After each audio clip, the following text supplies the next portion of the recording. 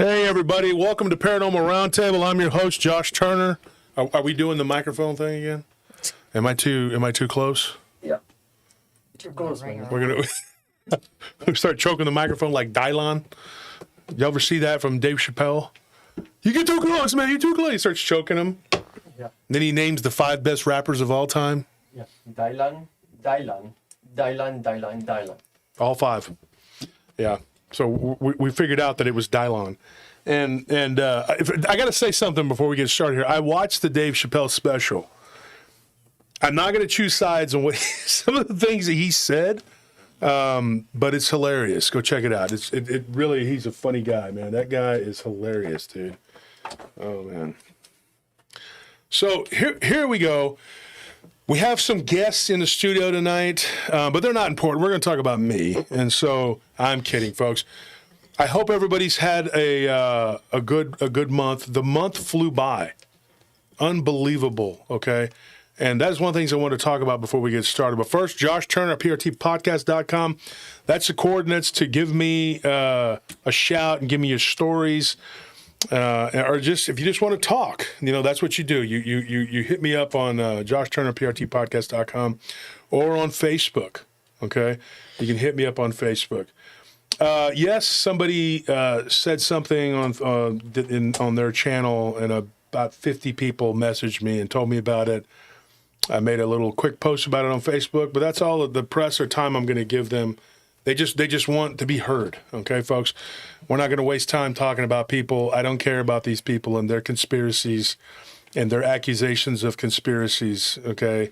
It is the silliest, most ridiculous nonsense. When you are really on the hook for a conspiracy, that's the way to go. Let's accuse everyone else of conspiracy, because that's how it solves the problem. You go and you punch somebody, and then you run around telling everybody you got punched. But no, that's not really how it works in the real life. That's not it. But some people think that, when they play in the little sandbox long enough, they think that that's how it works. Well, sorry, kiddo, that's not how it works. And they're going to find out real soon. So that's all we're going to say about that. We're not going to pay any more attention to those people. I really don't have time for that. That's not something that I need to hear or talk about. Before I get started, though, I wanted to tell you something. I got a story. This was really cool. It was out of Taylor, Texas. We have a guy who's related to somebody that we're really good friends with, and he moved to Taylor, Texas. He moved his wife's Taylor, Texas, and he went out jogging, and he saw something. And I thought it was an appropriate time to talk about it. So we're going to talk about that on Sunday, because it's been nothing but fog here, okay? I was out with my wife last night, and we went driving down Spicewood, where the rain has been incredibly it's falling like big time. And so we went through there, and finally you can drive on it, and those streams are just flooded. They are just moving, and it's been nothing but rain. But the fog was so creepy and so eerie that we got out at one point over there by the lake, and we started walking. And we heard something really weird. It was really, really creepy. The only way I could describe it is it sounded like someone pretending to be a frog, like to make like the sounds like a frog. And I was like, that's not a frog. Now, if you're Mexican, the Mexican folklore would say that that's a lechuza, because as we were driving down by Vallejo, which was like further down, we heard it again. And why would you hear a frog with your windows down going 30 miles an hour? Yeah, so that's really weird. But it goes in time with what this person from Taylor, Texas told me, from my hometown, right outside of Taylor. It was a foggy morning 3 years ago, and he had something really, really weird happen. And like I said, he's like a friend of a friend, but his wife's best friend said, hey, you should reach out to him and tell him he's got a show and he's from here, and maybe he can give you a little insight. So when we started talking, not only did he have a story to tell, which was pretty creepy, but he had his former brother-in-law, which they're still friends, told us a really creepy story. And he ended up moving out of Taylor because of it. And I didn't know this, but he moved to Elgin. And but it was something that came out of the fog, which I thought was interesting. But we'll talk about that on Sunday. So tune in on Sunday, and we're gonna do that. Tonight, I want to introduce my guests, Brandi and Krista. Y'all want to say hi? Hello, hello. Hello. And these are the ladies from Blondes and Booze. Hey, guys. Yeah. So y'all want to introduce yourselves? I'm Krista. And of course, I'm Brandi. And of course, we're podcasters, Blondes and Booze. If you haven't tuned in to watch us, we'd appreciate it if you would. Microphone's blocking her. We like stories on the paranormal. We like cryptids. We pretty much like anything that's weird like us. Yeah. Also interested in rollerblading and frozen yogurt. Those are just two of their many interests. And swimming in the rain. Yeah. So you said all the way down here it was just solid fog. Yeah. All the way. When I pulled out of St. Louis, all the way. Wow. Yeah. That's crazy. Until, well, we arrived today to our final destination. And it was still foggy. It was still foggy today. And you ladies are heading to the conference from the Kling brothers, right? Yep. Yes. Yeah. You want to talk about that for a minute? Yeah, it's the Lone Star Paracon, and it's put on by Brad and Barry Kling. And they've got, I actually had a fan moment tonight. I met Thomas Winterton in the elevator at Tell the them who that hotel. is. Tell 'em who So that is. Thomas Winterton is from the TV show Skinwalker Ranch. He is the ranch manager. Wow. And so we both kind of had a fan moment. Well, yeah, because, I like when anything good happens to me, I've got to look like the biggest bag lady in town, I'm sure. So here I am. We're rushing to get ready, to come around. And I'm like, well, let's go down and go outside for a second. I got to dry my hair because I have to let it air dry a little bit. So we get into the elevator and no makeup, hair's just wet. And I'm looking and the door opens and I see Thomas standing there, and I'm like, I lost my brain, and I'm like, I have no idea what his name is. I know he has one. I just don't know it right now, and then I'm just fidgeting with myself, and then finally Krista speaks up, and she's like, Skinwalker Ranch, right? And I'm like, thank you, Krista. Jeez, I couldn't speak. I said the only thing that would have made that better is if I was sitting there in my pajamas. That would have been that would have been me all the way. I was like, yeah, whatever, something good happens. I look like a bag lady. Well, at least you didn't just blurt something out like one of my friends. Like, he was like, "You like IHOP?"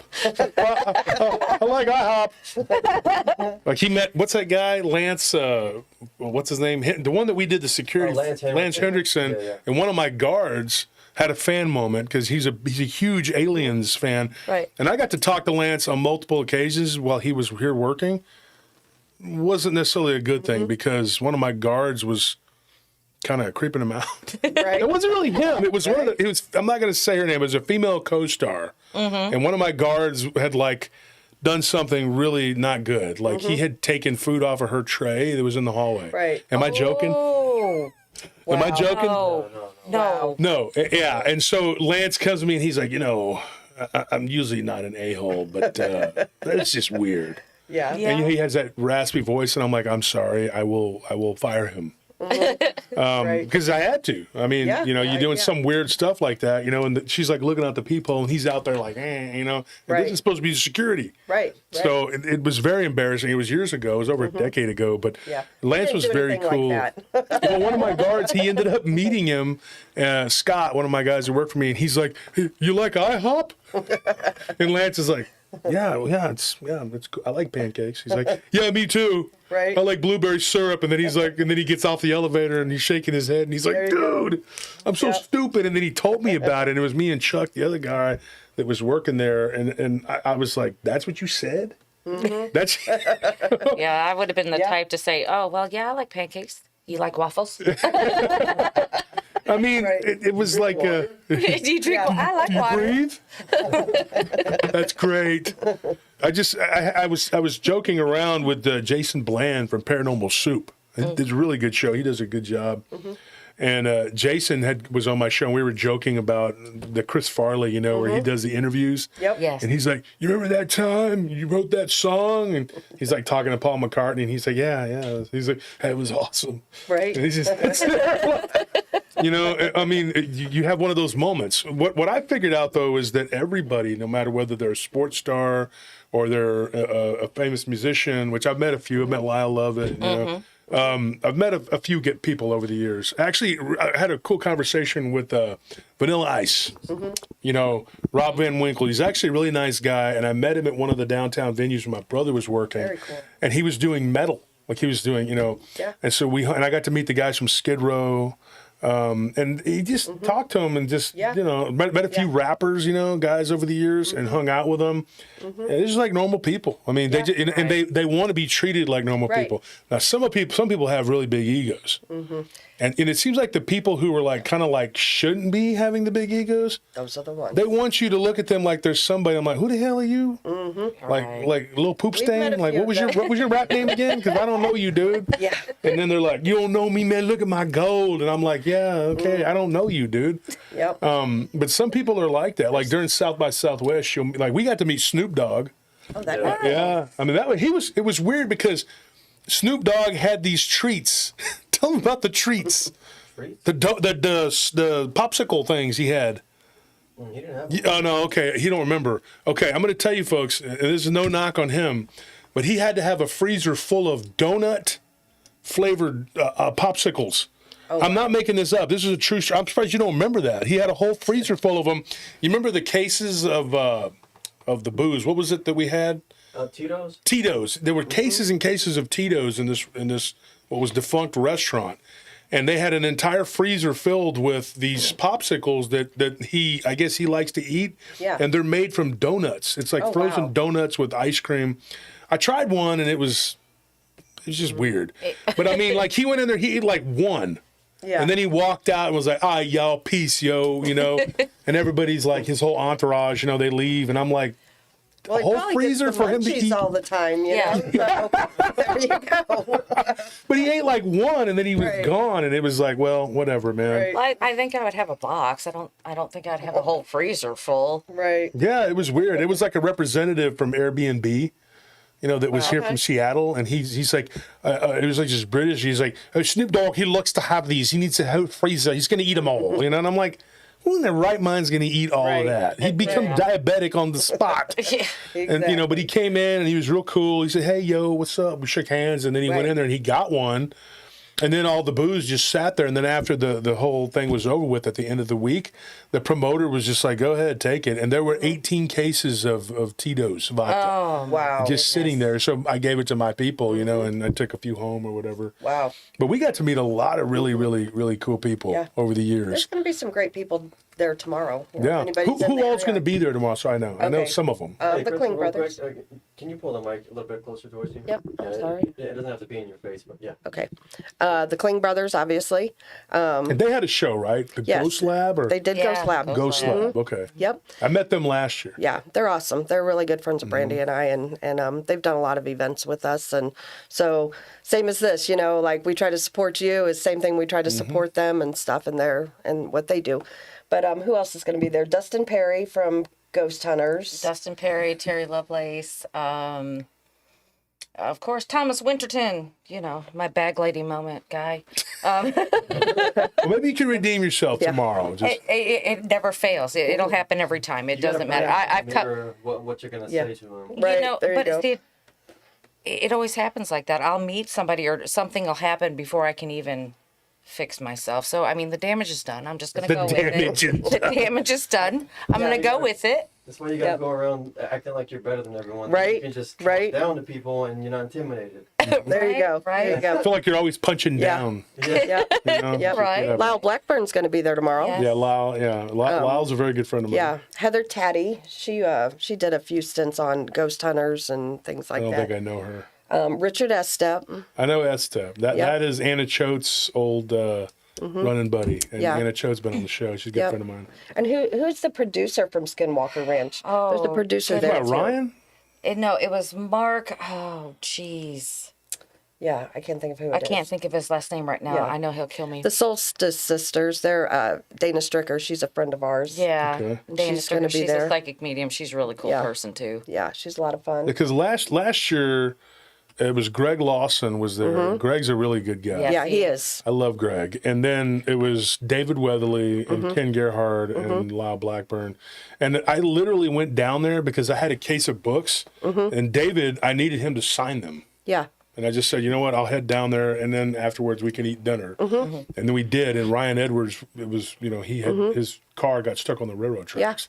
Oh, wow. Holy smokes. Yeah, it was crazy, dude. I mean, he didn't die. I mean, obviously, but it wasn't like he was in danger of dying. Let's put it that way. Right. Like he got out of the car, and the train managed to stop. Oh, well, he got very lucky. Yeah, but he got away from the you know, whatever. But then afterwards, we were all eating dinner. We were laughing. Yeah. And Ryan, something always happens to Ryan. I mean, he was at my conferences last time. I said, something gonna happen? You gonna fall and break your leg or Right. something, you know? Yep. And he's like, I don't plan on it. I was like, you don't plan on it, but something always Right. happens every time. Did somebody break my cup? Look at this. I mean, I found it on the desk like that. Oh, really? You found it in that way? It just It wasn't in here. It was out. the hand just jumped right off of Just it. came off. It's got fun. It hasn't even been in here. Well, it had a handle on it yesterday. Stefan, you broke my cup? Liar. Oh. No. Blame it on the new guy. Right. Well, he's been with us for 3 years. You can say he's a newer guy. Yeah. But yeah, here you go, folks. Check it out. Paranormal Roundtable mug, but they come with handles. You can get those at the Paranormal Roundtable store. So, and you guys, we wanted to announce a joint venture or collaboration between us. Do you guys want to tell? Y'all tell. Sure. Absolutely. Starting in February on Thursday evenings, Josh is going to co-host the month of February with Brandi and I. Yep. So- Every Thursday night, 8 p.m. Central, Blondes and Booze. Yep. As soon as the 7 o'clock show is done, Paranormal Roundtable, you will have me on with Blondes and Booze, and I'm going to be on there. I'm going to be a co-host every Thursday with them. Yep. And then you guys do a Friday show that's usually ending before mine, or how does it work? Yes, it ends right at 9:30. Okay, 9:30. Yeah. All right. Yep. And so then ours starts about 9. But so it overlaps a little bit. But And and that's what's really cool. Like you're going to do a collaboration with us, and we do with Bart also. And I know we talked about you doing with Bart also. yeah. And so I just think it's awesome. All of us come together. yeah, and I talk to Yep. Barton probably 2 or 3 times a week. I think him and Chris Garatana are probably 2 of my best friends in this field. We talk. I Yep. just talked to Chris today. Chris has been a big emotional, supportive guy. I mean, he messages me 2 or 3 times a week, saying how I'm doing. Barton, same thing. Yep. Ken, same thing. Good guy. They're good people. I got good friends. I can't Yep. complain. But that doesn't happen by accident. No. And a lot of people, they think that you just fall backwards into this. You don't. And that's not the case. And I'm surprised that your guys' numbers aren't higher. You guys do really good. I watch your show sometimes, and I'm thinking, you've seen me in the chat. And I think that you guys have done really good. You got really good guests. Folks, do me a favor. If you're, a part of the Paranormal Roundtable family, and there's I guess with the podcast, there's 60, I don't know how many thousands, there's thousands of us. 30,000 just on YouTube. Go and like and subscribe to Blondes and Booze, and go check them out. Show them some love. Show them that you care. Watch the show, because I'm going to be on there with them on Thursday night. I'm going to be collaborating with them, and I'm going to be there for at least the month of February. It's something I've been wanting to do because I like working with these ladies, and they do good work. And I wouldn't put myself in there and put my name on anything that I didn't think was a winner. Yep. We appreciate And so, that. check that out. And also, I want to send a shout out to Rye Voss. Thank you, Deadpool, for that donation. I think you gave me one earlier, too. It says, hey, guys, not trying to get political here, but As everything is getting tense between people, do you think it affects the number of sightings going? Yes, probably. Yeah. I think so. I mean, look at what's happening on our border right now. And then they did a poll, and I guess 22 states now are saying that they're supporting Texas. It's getting kind of hairy, man. But we're not here to talk about politics, but just to say, pray for the state of affairs of our state and the country, because it's looking real weird right now. It's looking like anything could happen. And I do think that it affects, what's going on. Whatever happens, like it says in the Bible, as above is below. And so whatever happens in our world affects the spirit and vice versa. We are just like a school where you learn. And the spirit is very, very much a part of our. I don't know if you guys agree with this statement, but this is something I totally believe in. I believe that we are spiritual beings having a physical encounter. not the other way around. Absolutely. And I think that is very important to remember. A lot of people, they think, I had a spiritual encounter. I'm like, no, you didn't. Yep. You basically saw the real reality. Yeah. And I've done a lot of work with near-death experience, had people, especially after I talk about something, people will message me and they'll say, well, here, I got this. And near-death experience, I got one, today's Friday. It was yesterday. Yesterday was Thursday, okay. Yesterday morning, I read one. And this guy's encounter it wasn't heaven, it wasn't hell. It was like an intermediate state, and then he went to a heaven. And then he didn't want to come back. But one of the things, his name was Devin. One of the things Devin told me, he says, dude, it's like when you go into that other state, all of this just is gone. Yeah. You don't care. Right. You don't care. He goes, I didn't care. He says, I love my mother, I love my dad, I love my kids, my wife. He's like, but I was there. I didn't want to come back. Right. And when I was told I had to come back, he goes, I became very frustrated. And then he said that he even gets jealous, like when other people pass on, because he knows that they're getting to go to that place where he was at. You know, this same thing happened to my cousin 2 years ago. He had a stroke, and my one of my friends and my husband saved his life. Wow. And he talked about that he saw steps, but the door slammed on him. But the feeling he wanted to go, you know, in other words, I told him I feel like it wasn't his time yet, you know, that's why that door shut on him. But he's to this day, and if you're watching, I'm sorry, but I'm telling your story here. He's mad at the world because he's still here. He's mad at the people who saved his life because he's ready to go, and he's still. I talked to him Wednesday, and he's just mad at the world. He wants to go. Not that, you know, he's going to commit suicide or anything like that, but that feeling he had is like no other. You know, the late great Edgar Casey, you know. One of the things I read a lot about Edgar Casey over the years, and I read this one. Thank you, honey. I appreciate that. But you don't want to be seen. She scurries away. Okay, like a Jawa. I'm gonna grab the camera and put it on her neck. Don't say that, and she won't come back in.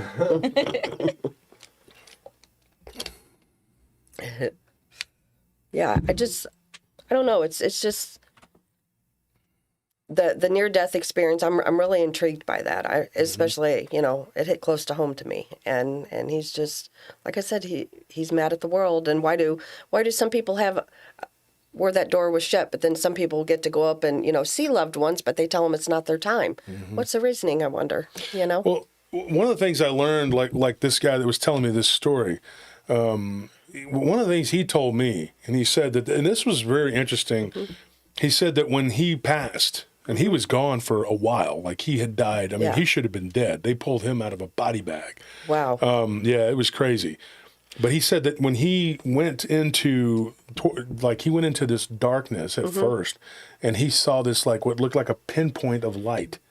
But in that darkness, it was really freaky because he could feel things touching him. Like hands. Wow. And he heard voices and they were all talking, and he was like, dude, it was like he was floating, but he felt like these beings underneath him trying to grab him and pull him down. And he felt like, he goes, I got to find light. And when he saw that light, that little bit, he went toward it. And one of the things I told him, I said, the late great Edgar Casey said that whenever he would go into that trance, that one of the things he did, he would find like a staircase, and he would ascend it, and he would see these different levels, and there were these people that were trapped there. And one of the things that he said, which is very telling, he thought that a lot of those people were there, and because of their belief that they were trapped. It's not like they had to be in that hell realm, but because they felt so weighted down by their own guilt or whatever, or they weren't willing to forgo pride. That's another big one that I hear a lot too. And they weren't willing to forgive. Forgiveness is huge. Like even all this stuff that's going on, and y'all know what it is. Yeah. You know, I forgive these people, and the hardest thing to do is just sit back and stop and think about one of them and say, I actually love them. Like the guy that insulted me today. I looked at him on that video, and I don't hate him. I don't. But because it's more about myself, and I have to like not be in that frame of mind, because that will poison your soul. Absolutely. I'm not holding on to the hate and anger with him or any of these other people. Let them say and do what they're going to say and do. Right. I mean, because there's something wrong with them that's hurting them. It hurts them. And their anger and their hate's going to weight them down. And you don't want to be one of those people that Edgar Cayce talked about, where he would see these people that were still in this corporeal sort of like body-looking body, because it's just like sort of a gross, exaggerated representation of what you were on when you were alive, because you're really not supposed to stay in that body. So if you're still in that earthly shape or form, you're not transcended into heaven. When you go to heaven, you're a ball of light. And that's what we are. In essence, we're the life and breath and spark of Father God. And so Casey would say that he would find the light and he would go toward it. Well, that's what this guy Devin did. And he actually went and he ascended toward the light, and then it opened up, and then it was like breathing. He was like, oh, I can breathe. I'm out of that dark cesspool that was the lower level. And he asked me about that, and I told him, I said, but my take was, he's heard other people tell him, including a psychic friend of his, she told him something. But I said, that is the lower level. That's like the level that's right next to ours. So, most spirit communication is going to come from something from that level, because they're our neighbors. So you got to wonder, and then when it talks about in the hadiths of the Quran, it talks about the jinn having neighbors. And what that is like they're from a fourth level. So their neighbors would be like a fifth level beings, which would be more higher and more transcended. And then that opens up into the angelic realms. And so that's kind of where you want to be, but you have to cross this big gulf before you go into that other side. And getting through that can be tricky, because it's your sin that weights you down. So that is, and it's also your guilt. Yeah. You know what I mean? It's very heavy. Well, and you nailed it when you said forgiveness. That's a hard thing to do. Very hard. I mean, I'm guilty of it. I'm a grudge holder. Yeah. Really? And I'm a big grudge holder. I'm not. Yeah. I'm really not. Yeah. Well, Krista and I talked about a lot of things, as the new year was rolling around, and things haven't been going great in our personal lives for different reasons. And we just decided that it's just time to let this all just go. We're not, we don't talk about people publicly. We don't do anything, ever. But we're still, have haters, and I mean, they're going to do what they're going to do because they're miserable. And there's nothing we can do about it. And we have to realize that that's not our fault. Right. That's not our fault. All we can do is just let that go. And Because it's only going to hurt you. yeah. Right. I mean, some of those people too, they're so stuck in that lower level echelon of I guess you would call it like dark. Yeah. I don't know what you would call it, the energy that you take anywhere you go. Is going to be it's going to be reflected Absolutely. back. So those people, they're very stuck in that base level of humanity. And so what they want is to bring you down to that level, because that's how they understand things. When you rise above it, it flips the script and they can't understand. Right. And so it's very hard, and like me, I'm the kind of person, if somebody were to apologize and then not do it to me again, then I'm just like, it never happened. I'm fine. Go on and do what you will. I do what I'm going to do. But if it happens again and again, then you already know the score with that person. And you don't have to like them. Right. But you don't have to walk around hating them either, because when you do that, you're giving that low level energy that they're carrying, you're adding to it. And in turn, you're not only hurting them, but you're hurting yourself. And they don't even realize that low vibration is they're stuck with them. I just don't think they've been humbled. They have not been humbled. At least in certain arenas. Right. Yeah. And that though, too, vengeance is mine, saith the Lord. That's another hard one, because we're supposed to let God handle it. And I used to think that it was my job to be the living embodiment of karma and go around knocking the crap out of people. And all that's going to do is put you in a bad place. Right. And they do need to be humbled. But it's really not our place to do it, One of the things you had a show the other night, and I wanted to talk about this. You guys did a great job. Y'all were on with Tex on Texas Front Porch. And y'all were on with him, and who else was on that show? There were 4 of you guys, I believe. It would be Ron Murphy and It was Brandi. It was you. Yeah. It was you, and then Ron Murphy and Ann Celine. Ann Celine. And one of the things y'all were talking about was how if you go looking for Bigfoot and you go into the woods, the wilderness, and you have a negative experience, one of the things that Ron believes is that you're going to get back what you take into the woods with you. Yes. Yep. Thank you, Tyler, for that donation. Tyler says, not able to be in the chat tonight too much, doing some cleaning and watching on the TV, but help all my Paranormal Roundtable family. Well, screw you, Tyler, if you're not going to be in the chat, you piece of crap.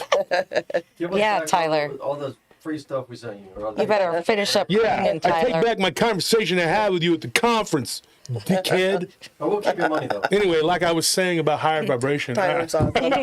Tyler's awesome. Tyler's a good dude, man. He really is. Tyler's awesome. So, him and Samantha both. Look, He's got a cool Raleigh Fingers mustache. Raul Finger used to be the relief pitcher for the A's in the 70s when they won the World Series. So, yeah. So, what you guys were talking about, it makes a lot of sense. And I've talked to Ron multiple times. We've had lots of conversations. He's a good friend of mine. He was at the conference, and him and Ann did a presentation. Ann Celine. She's awesome. She's really cool. She's got Caravan of Lore. It's actually King Gerhard's fiance now, I guess. Yep. Yeah. And so, yeah, very, very nice lady. But the show was incredible. Now I'm going to have them come on and talk and do the same thing. And I really liked what they were saying. And one of the things that made a lot of sense to me was when they were talking about what you take in is what you get back, at least in their experience. And it's kind of like on Star Wars where, I don't know if you remember Star Wars Empire Strikes Back and Luke is there on Dagobah. And I remember as a kid, I thought it was weird because it scared me. I don't know why. That scene really scared me. But like he asked him what was in that area over there because he could feel this dark energy. And Yoda was just kind of playing with his stick and didn't really want to entertain it. But he says, he's like, it's very strong with the dark side. And Luke kind of looks at him and then looks at that tree, like, and he's like, well, I'm going to go in there, you know? And he goes, what do I do? And he's like, whatever you take with you is what's going to be in there. Yeah. And he went in there and he fought Vader and he cut Vader's head off, right? He unalived him. So Vader's there, then his mask blows up and then you just see Luke's face. Well, one of the things I talked about this when I was on DER, for years I had these dreams after I saw this dogman creature when I was 15. And there was this thing that would chase me, and I could never get away from it. And then right before it would take me down or kill me, I would wake up. But then it got to where I was having these dreams where sometimes it was this werewolf-looking creature, and then sometimes it was like this guy on a horse that looked, and he had this weird face mask. I can't describe it. I don't know how to describe it. It was made of like bone or something. And whenever he would go down and knock me down, he would go to kill me and I would wake up. Well, then one time in the dream, after I was talking to my great aunt, and she says, what you need to do is, and she didn't use the term flip the script, but she was saying, turn it around on him. Yep. And she's like, and grab a hold of him and don't let go and pull him down off that horse. And so I did. And when I began to fight with this person, once the mask came off, it was me looking at myself like in a mirror. Right. And it was like 2 or 3 years solid of just waking up to this battle with this horrible bully entity, which was just a malformed version of myself. Right. And what it really is like it's you struggling with your shadow self, with the dark side of you. Yep. And that is something that I'm going to talk about again on Sunday because I got a story about somebody who actually grabbed and fought with a doppelganger. And then Anthony and me, you know the story about the guy that was on the ghost tour. He got grabbed and pulled. Yeah. And we were talking about it, and he got grabbed on a ghost tour. He's joking, laughing, thinking it's funny in North Carolina. And his wife says, let's go on this ghost tour. And him and his friend kind of sneak away to go and whatever. And then something grabbed him. And he goes, if my friend wouldn't have been there to pull me out, whatever this thing was might have choked me to death. Wow. And so he learned about joking, laughing, whatever. Yeah, you don't. But tomorrow, let me mark that down about tomorrow's, because I want to make sure that I tell that story. This was a pretty intense story. This guy, he had got attacked by a doppelganger, and then there was the guy in North Carolina that got attacked by a whatever. Wow. Yeah. Well, what do you guys want to talk about tonight? Anything you want. We're open to anything. Well, I'm open to anything too. We talk about everything. yeah, we do. You guys talk about everything on your show. Well, It's I very mean, good. you were sitting there and talking about this man who had been choked. Mm-hmm. Well, Krista had a similar experience. Twice. Whoa. At the same exact spot. Well, Neil, that's just dumb. Why would you go back after you got choked? Well, You can't go back. We're not scared. Obviously that's not. my fear. Just, You've But got then to. he beat you up again. no. No. Not in okay, that so spot. it happened differently. So tell us what happened. So the first time, it's 2 different times, 2 different locations. The first time was a place in Potosi, Missouri. My old group, we used to hold events and we would raise money for historical preservation. So we didn't pocket the money, we just, gave it to them locations.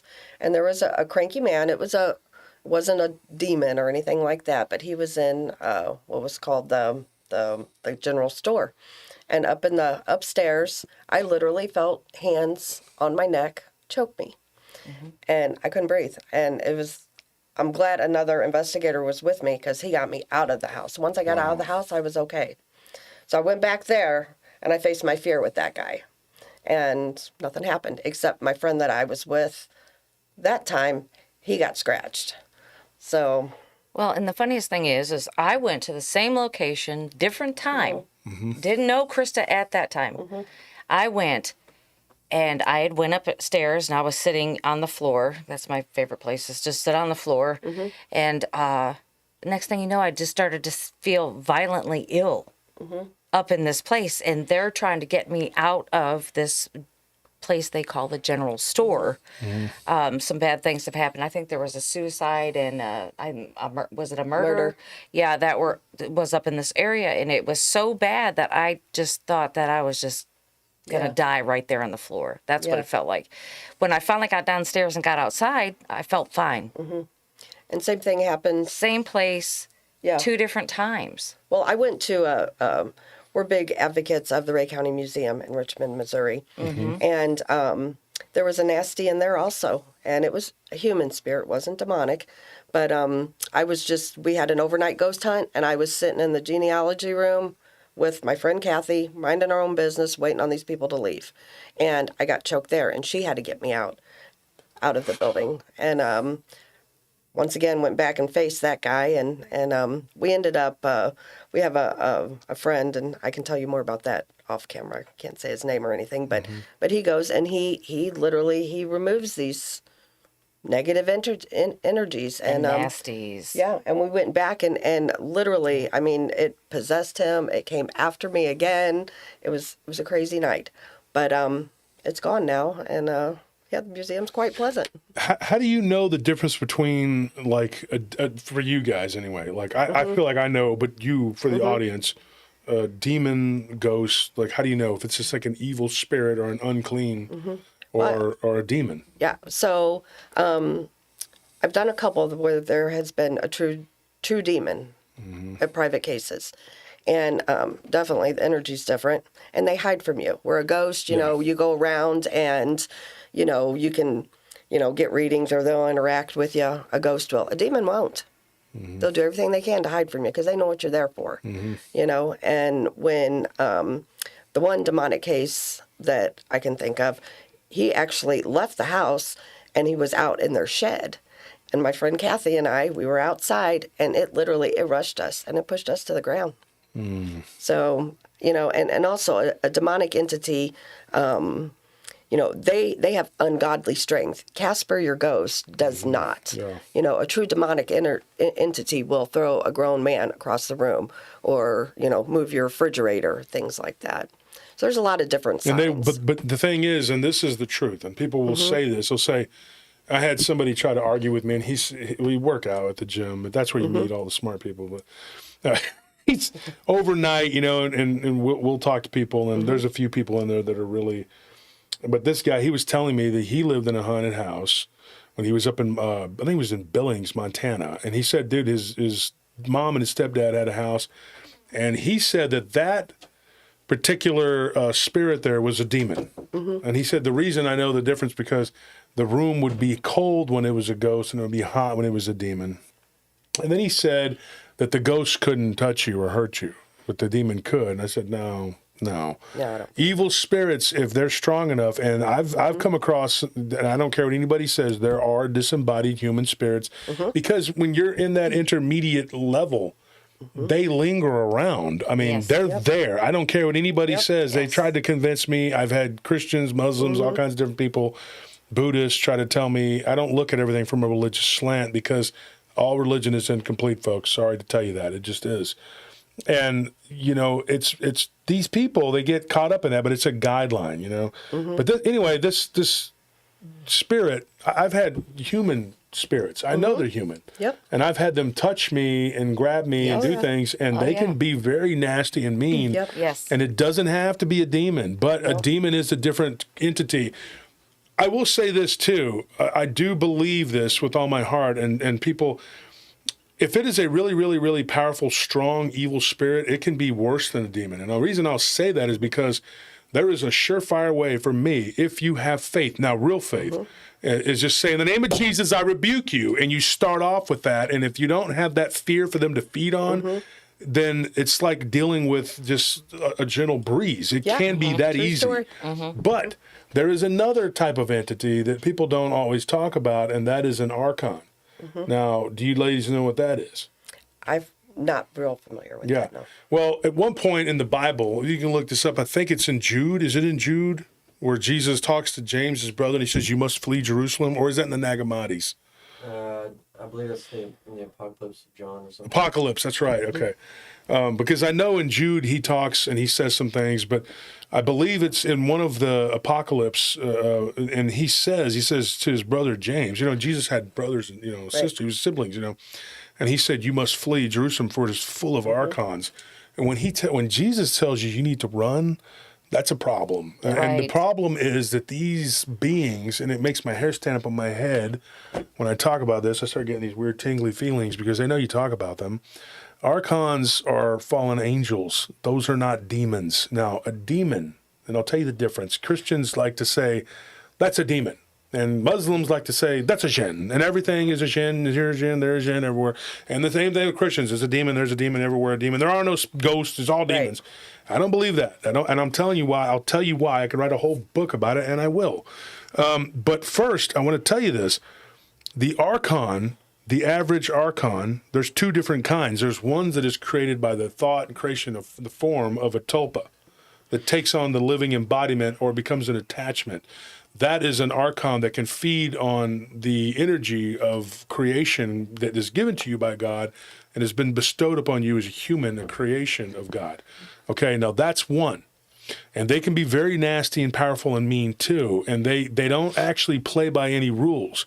So they're only bound by your imagination, which is really sad because some people have some very vivid, bad imaginations.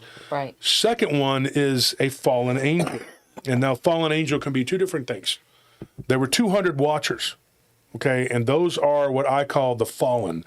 But before that, there was a rebellion. And those are the rebel angels that were led by Lucifer, and they are the ones that rebelled, and they actually willingly chose to leave, to follow Lucifer when he sat on God's throne and was kicked out by Michael the archangel.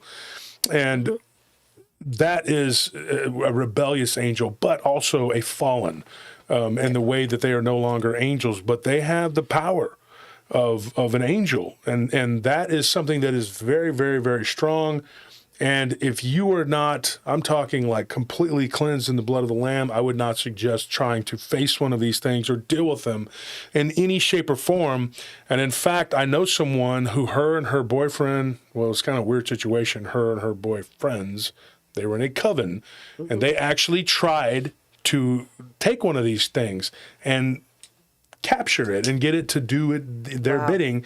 And I was like, how did that work out for you? Well, she showed me a really nasty scar on her back and shoulder. And I said, that didn't surprise me because they're very clever and they've been around for thousands of years. Right. And so you're trying to imprison something. This is not a demon. The difference between that and a demon, and I will say this on the show, the difference between that and a demon is a demon was from the antediluvian period, the Nephilim. And what those were the offspring of the fallen, the 200 watchers that fell, okay? And it even talks about how Satan deceived those 200 watchers and they were supposed to be here watching for the devil, and they ended up falling for his tricks and then breeding with the daughters of man. And then all hell breaks loose, and then the flood, and they're wiped out. The ones that were killed, those were the offspring. We're talking half and quarter breed demons, okay, that come from fallen angels, and they were super duper powerful.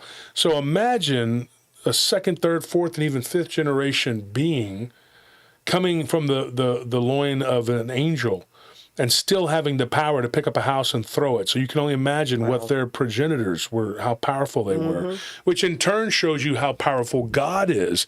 And then they all answer to the authority of Christ. So you can imagine this is the power that God has. He could will you out of existence to where you never even existed. That's a true thing. And I was actually at a place called Pinballs last night. It was a very interesting conversation I had with a guy named Jeff. We're going to get him on the show. He's a molecular biologist. And we started talking really in depth and going in depth about the science of this, and even talking about, carbon-based life forms, because, and this is a little off track, but I'm going to bring it all home here. Every time you eat something, there's a chemical reaction that takes place in your body. And once you study chemistry, you're eating a piece of key lime pie and you're like, wow, this is going to become sugar that's going to go into my body. And then there's these chemical reactions that happen. And once you learn that, you don't ever think of food or anything differently anymore. Right. So, but we started getting into silicone-based life forms. And then we started talking about the math of it, because scientists love math. So we started going down the rabbit hole of math and all this other stuff. And we came out to this conclusion about disembodied spirits and what they are and how they can have different levels of strength. And he said the same thing. I mean, it's basically like electromagnetic energy and how much you have of it. Wow. Now, of course, everybody knows the legend of Thor. To me, Thor was a real guy. Thor was actually the son of I believe he was the son of a half Nephilim. And I believe Odin was one of the sons of the 200 Watchers, and he was a representative of a god here on Earth, a god, little g, not the big G. And then Thor was his son, which I believe Thor would have been like a quarter, but with that much power he had, and his power derived from lightning. So like if lightning strikes, it would help him. It's kind of like Godzilla. But that would make sense, because everything is powered by this electromagnetic energy. Absolutely. It's no like secret to me, or like why. It's like, the Arab Bedouins in particular, when they would pitch their tents, they would always hang their swords above the entryways of their because it would keep the jinn away. Well, their swords were 90% iron, and iron will break up electromagnetic impulses.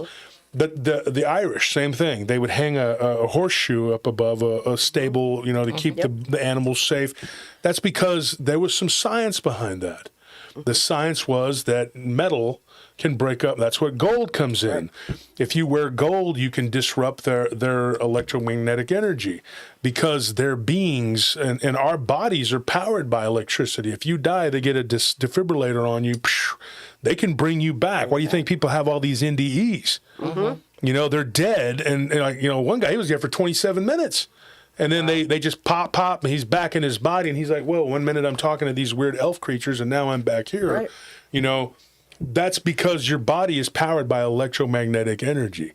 And so it's very scientific. And I believe that magic is nothing more than science that we haven't caught up to. Yeah. And you will at some point. I think it will eventually happen. And I think that people, they put a lot of stock into, this is how you're supposed to be, this is what you're supposed to do. Really and truly, all that is when Christ is talking in the New Testament, all he's trying to do is get you to where your frequency is where it needs to be, so that when you pass over, you're on that right frequency and you're in tune with the universe the way you're supposed to be, and that you go toward the light. That's what he's telling you. Right. Everything they're doing is just trying to get you aligned with with everything, with the cosmos, with the oneness of who we are, what we are, and how we connect to God. Yep. And I think that what we see in my nephew, actually him, when he was little, he asked me a question. He said, Uncle Wolf, what is a ghost? And when I told him, I said, well, there's different versions of what a ghost is. There's the Holy Ghost, which is the omnipotent power of God. That's his omnipotent presence. And then there are ghosts that are people that pass over. And he's like, well, what are those? And I said, well, what are those? Those are the disembodied spirits that don't go to heaven or hell. And of course, there is Catholicism and various different types of religion that they don't necessarily believe that you go straight to heaven or hell. And everybody will argue because everybody wants to be right, but 1,000 people cannot all be right, right? Right. So what ends up happening in this conversation, and I tell him, I said, what to me a ghost is somebody who is lost. It's a lost soul. And he says, can they be found? I said, absolutely, but it is up to them to call out for the help. It doesn't just come to you. And I do believe that. I do believe this about a demon, too. A demon doesn't have to be what it is. A demon is like a stubborn mule. What it does is it looks at the clock and it says, I'm going to make that clock run backwards. You cannot fight against the natural order of the will of God. You cannot fight against the natural order of the earth. You cannot fight against the cosmos. You can't challenge the universe because God ordained it to be a certain way. And I believe that. So then when you get these entities, they want to stand in the middle of a river and say that river's going to flow this way instead of that. And there's no making that happen.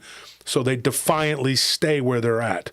And when they make that choice to be where they're at, that's where they're at. Yeah. And for them, it can be all eternity. Because their pride or whatever that is, that frequency, as long as they're on that frequency and they don't go to a higher frequency, all eternity, they will be there for all eternity. Now, here's another weird school of thought. Imagine if you die, okay, you at home, you're sitting there and you're whatever you're doing, and you pass away, okay? You will go to a dark place for all eternity because you were not correct and you're not on the right frequency.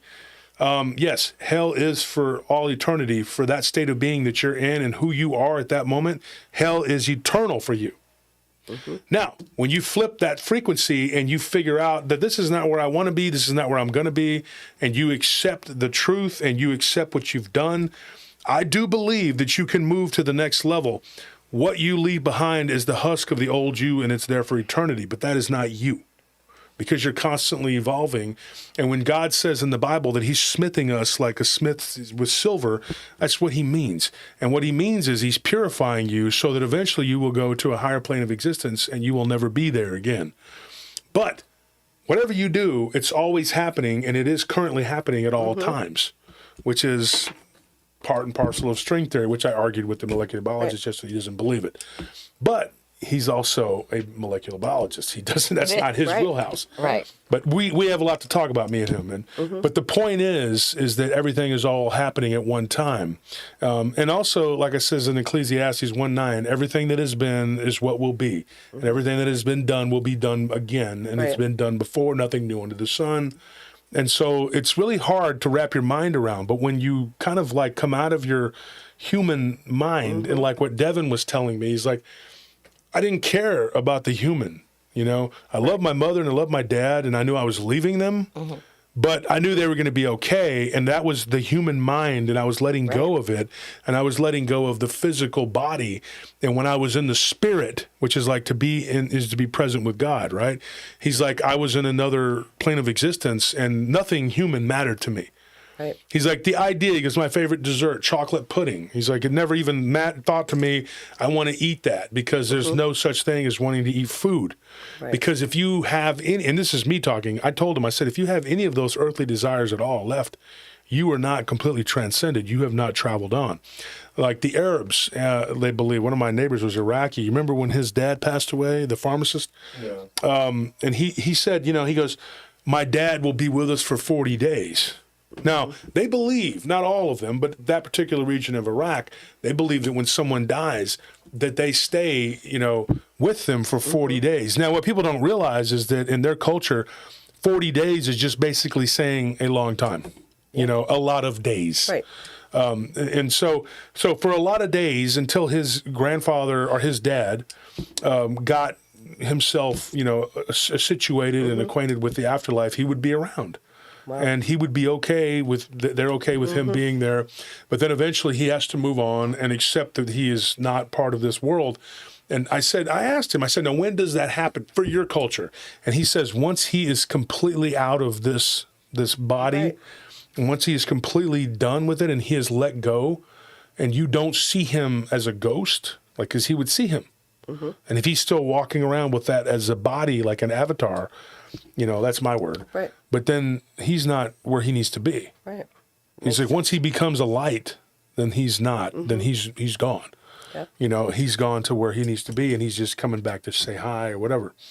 And it's really weird because people don't understand that, and they get it real convoluted. And a lot of times, religion will interfere with what they're trying to do. And I'm not talking about your relationship with Christ or God.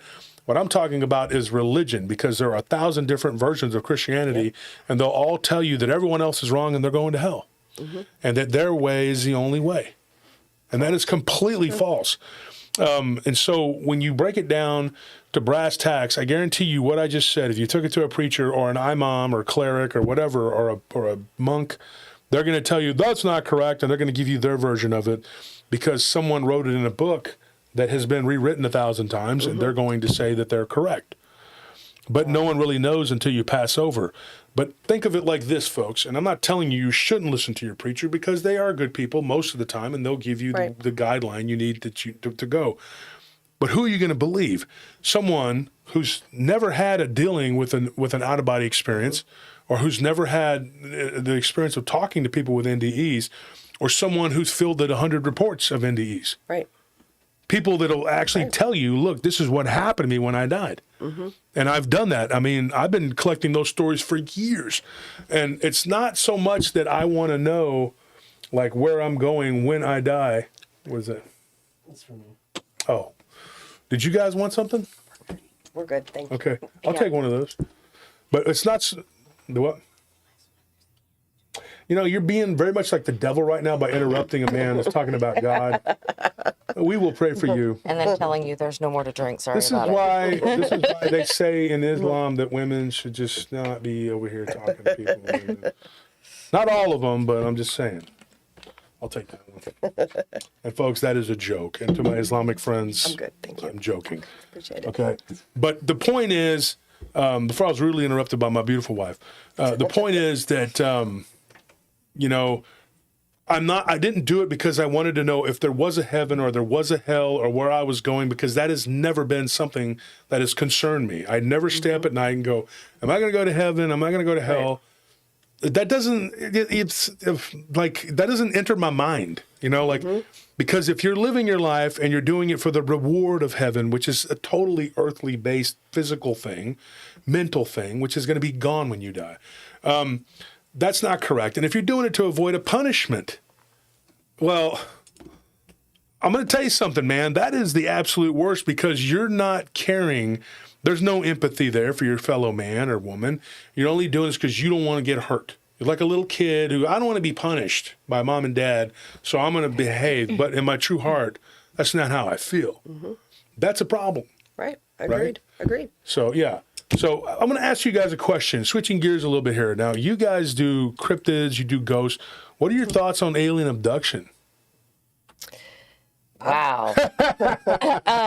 Well, we're just now getting into the subject. We're doing a little bit of research because honestly, cryptid, we're just really getting into that one. Paranormal has always been our life. So, but then we got into cryptid a couple years back, and it's been our journey right now. This is what we're doing with our show, our lives, I guess. Yep. You kind of live it, breathe it, And now this whole Miami mall thing came up, and we're talking about the lights in the skies, and I don't know about abduction.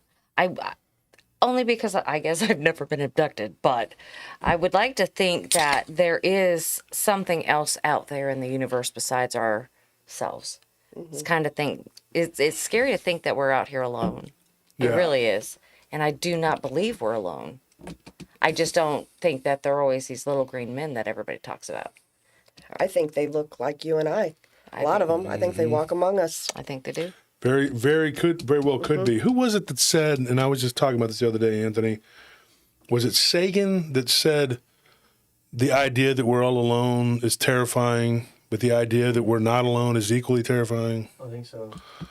Yeah, and I know it was right. Sagan that said that, and I know he was an atheist, but he had some pretty powerful insight. What he said, we should be looking not just for life as we know it, but life as we don't understand it. Right. Which led me to talk to the guy yesterday at the place about silicone-based life. Like, what would be the chemical? It was interesting because what are the chemical reactions to a silicone-based life form? I don't know. I just thought it would be, but like he said, and we're going to talk about this on the show if he comes on the show, you would need a very, very, very cold place. Now, Europa, one of the moons of Saturn, is one of the coldest places that could possibly hold life. And if you get into Mars, there again, the surface of it's so brutal you wouldn't be able to. But inside of Mars, Right. just like It's possible. Yeah, because the temperature would be and so you would have the same situation here on Earth. Hey, Michigan Rob's here. Rob, I know you're having fun because the Lions are in the playoffs, dude. But I'm going to tell you right now, man, I'm a despiser of the Niners, but I think that the Dirty Whiners are going to take it, man. I think the league has just got too much invested in them. But I would love to see. I'd pay $1,000 to see the Lions beat them. I'm not joking.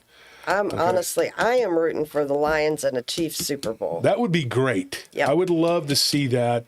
Lions have suffered long enough. I mean, but it says here, Deadpool says, look up Hopkinsville Gobs. Oh, yeah. ETs, Yeah, literally Little Green Men. Yeah. Laugh that's out loud. they're in Kentucky. Yeah. Yeah. Yeah. See, I believe in the alien abductions. I'm 110% a believer. There's just too many people out there that I feel are credible that have had these things happen to them and they can't explain it. And I can't explain it, but, that there's no reason not to believe them. They seem very credible and very legit to me. So I 110% believe in alien abductions. I just don't know because are they really taking them off this earth and bringing them up to their spaceship in the sky? I don't know. I mean, because a lot of people that are credible have talked about time loss. Well, And I believe that they are suffering time loss, but where did they go? right. Or were they just standing there and just not moving? Well, look at Betty and Barney Hill, Exactly. Well, if you look at like alien abduction, I've had people tell me, people who've been abducted, and they really believe that this was, a couple of them in particular, very strongly believe that it was a demonic. And I said, well, what if, and I've posed this question before, what if demonic is just an alien? could be. And what if these aliens, like the really bad species of aliens, are just another level of demonic entity? And what we've all along thought, because they're from the unseen world, because our world is more dense and it's more, our plane of existence is denser than theirs. Right. So that when you die, you see these alien-looking beings, I guess, or whatever, but they're really just a type of demon. That's what or demons are really just aliens. And of course, I got into it on the show. I think when did we with Bettina? Was that last Thursday? Yeah, I think so. It was alien or demon or whatever, and we got into it on the show with Bettina and Maddie when they were on. They were here, and I've wondered that before because I've had friends like, you guys should talk to him. You should get him on the show. Oh God, he was at our conference. He recorded the whole thing. Christopher Jordan? Christopher Jordan. Sorry, Christopher. My brain just Curious Realm. Christopher Jordan, genius. Guy is he's an absolute genius. Talking to him is so much fun, and he lives literally like 3 or 4 blocks from me. Wow. So we talk pretty regularly, but he's a big MUFON guy, right? And so we talk about aliens and things like that, but he was in seminary, like he's a very man of faith, And he says just because you believe that aliens exist doesn't mean that you don't believe in God. But some people think, well, if you believe in aliens, you can't believe in God. And what are your thoughts on that? I don't believe that. I don't believe that either. I personally don't believe that. I don't either. I don't even know really. There are so many questions out there that we don't know the answers to. So nobody can really answer that if you want to know the honest truth. Yeah. How would you know? Yeah. I mean, you can't sit there and tell me, well, I have the answer. Well, no, you don't. Right. You don't have the answer. Nobody has the answer. Yeah. Not on the earth. They don't- Everybody's got an opinion, though. Right. Well, yeah, yeah. Give me your opinion. Which they masquerade as answers. Exactly. Give me your opinion. But, I mean, and it's just so hard for me. And the whole alien thing, like I said, I don't understand it enough. There's so many what ifs, or is this happening? Is this happening? I just don't know. I don't know. But when we're hearing the stories of people talking about their experiences and I cannot just sit there and say, I don't believe that. Yeah. I mean, because these are credible people. Right. Well, and then they have, scars, marks left on their bodies. Yeah. And, I think Betty Hill's dress or something, if I'm remembering correctly, it was tested, and that there was like body fluid, like where she had been stabbed. They I think it's at the Smithsonian, I believe, and they allowed testing of it, and that was through Ben Hansen, and it had like body fluid where she said. But he'll come on his show. But we did a show with them. When was that, Anthony? Like 2 months ago or something like that. And I was on there, and I think that Christopher Gaetano came on there, and we had several other people pop in on there. I don't remember who all was on that show. Do you remember that? Yeah, I think so. It got big. There was about 8 of us on there, and we had a great time. But one of the things I remember talking when they were at my conference, they both have these little BB-sized things that were in their leg. Yeah. And you can, it's right there. And someone that was very close to me had one up her nose, and she blew it out into this. Yes, and I could tell you, I was there. So, yeah, and when you stop and you think like, okay, this is happening. I mean, whether people want to believe it or not believe it, or they want to say what it is this or that, or it's demons, whatever. It's happening, but who's to say, like if you talk to Christopher Jordan, like he'll talk about different species of these aliens and things like that. When Jody was on my show, he talked about it too. And then you start to see like the whole alien versus demon thing is like, what if these demons are just different types of aliens? But either way, they're still the same thing, Right. they're not good. And they don't like you, and they exist and they dwell in that spirit realm. I had a guy who could astral project. Now, this guy, and I tested this guy, and he worked with us. So me and my brother did this kind of little experiment, and he said that he could project typically at will. But, and he didn't put a bunch of stipulations on it. He said sometimes, he's like, if I'm really, really tired, I will just go straight to sleep, and I can't do it. He said, so I'll come in well rested, and we were working on a post together years ago, and I said it was a 3-man post, and I said, okay, we'll watch out for you. You go to sleep, and then we'll do things, and you tell us what we did. Yeah. He was probably, if I had to put a percentage on there, 80% accurate. Wow. That's incredible. It was pretty amazing, and we did some things like he would not have thought, no way, dude. And so I came to the conclusion that this guy was completely correct about what he was saying. And he told me a story not too long ago, about 2 years ago. He contacted me, and I wanted to wait until I did the UAP project, so I'll probably be repeating this story when I do that, which I'm already getting some ideas about, and who's going to be involved in it. But he said that he remote viewed a ship that was orbiting the Earth. It wasn't like way out in space, and it was a ship that the Greys use to, abduct people. And he said that he ended up going way out into the atmosphere, and he had the silver cord attached to him, and he could come out of his body. And it was like a combination of being able to remote view and then go there instantaneously, like the ability he had. What he said was when he came through the wall and was on their ship, they immediately knew he was there. Wow. Immediately. Now, I asked him what was their reaction. He said they all turned and looked at me. And he's like, I'm out of my body. Right. This is a physical ship orbiting the planet, right? Yeah. If this is a physical ship, then how in the hell, if he went through the hull of this ship, and how did they all know that he was there? Right.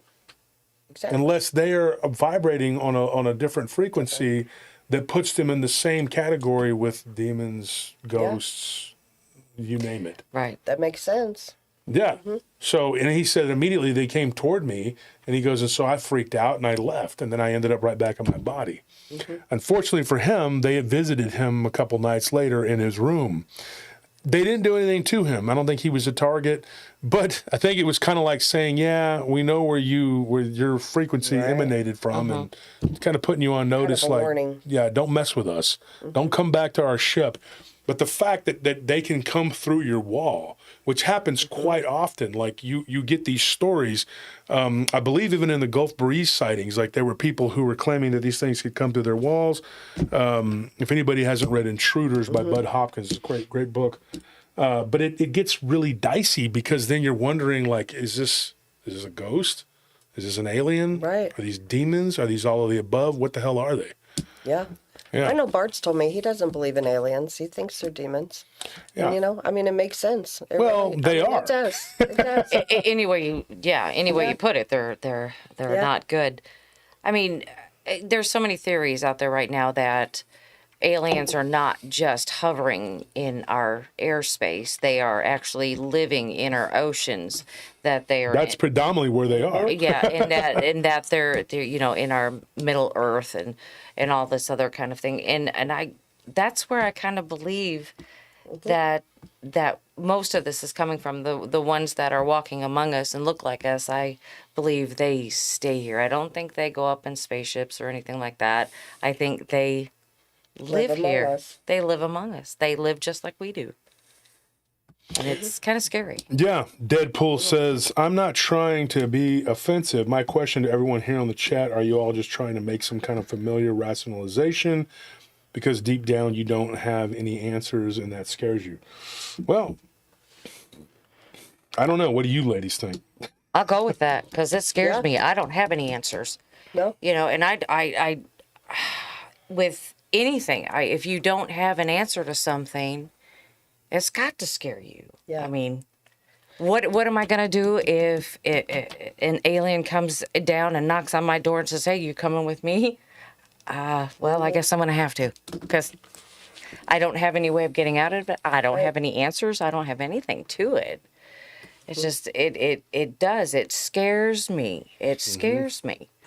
And, now that they're doing the whole look into this alien business and things through our government and blah, blah, blah, they're not even scratching the tip of what's really going on with all of that. The whole Roswell thing, there's people out there that do know a lot.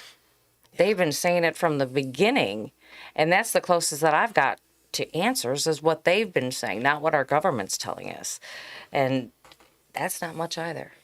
What do you ladies, because y'all predominantly you do, like, and paranormal has become a catch-all for ghosts, Yeah. which to me is just anything out, as I call my show Paranormal Roundtable. I didn't actually come up with the name, but we did as a team, and we discussed things like, I mean, all 40 and all of the above. There's nothing that's off the table. I mean, pretty much. Right. I look at it as all being paranormal. Like, I think Bigfoot running around the woods is paranormal because it's out of the realm of normality. Not normal. It's not a normal thing. So, Wholeheartedly agree with you on that. I've always said that. Yep. but you guys mostly though, it's you get into cryptids and ghosts, right? Yeah. So have you had reports yet, or how do you reconcile this with people that come to you and say, "Hey, I saw a Bigfoot or a dog man, around a UFO"? Has that happened? I believe them, and maybe I believe in the portals. I believe they can come in and out of our dimension through a portal. Same thing with the UFO. Why can't it? Because they are seen together.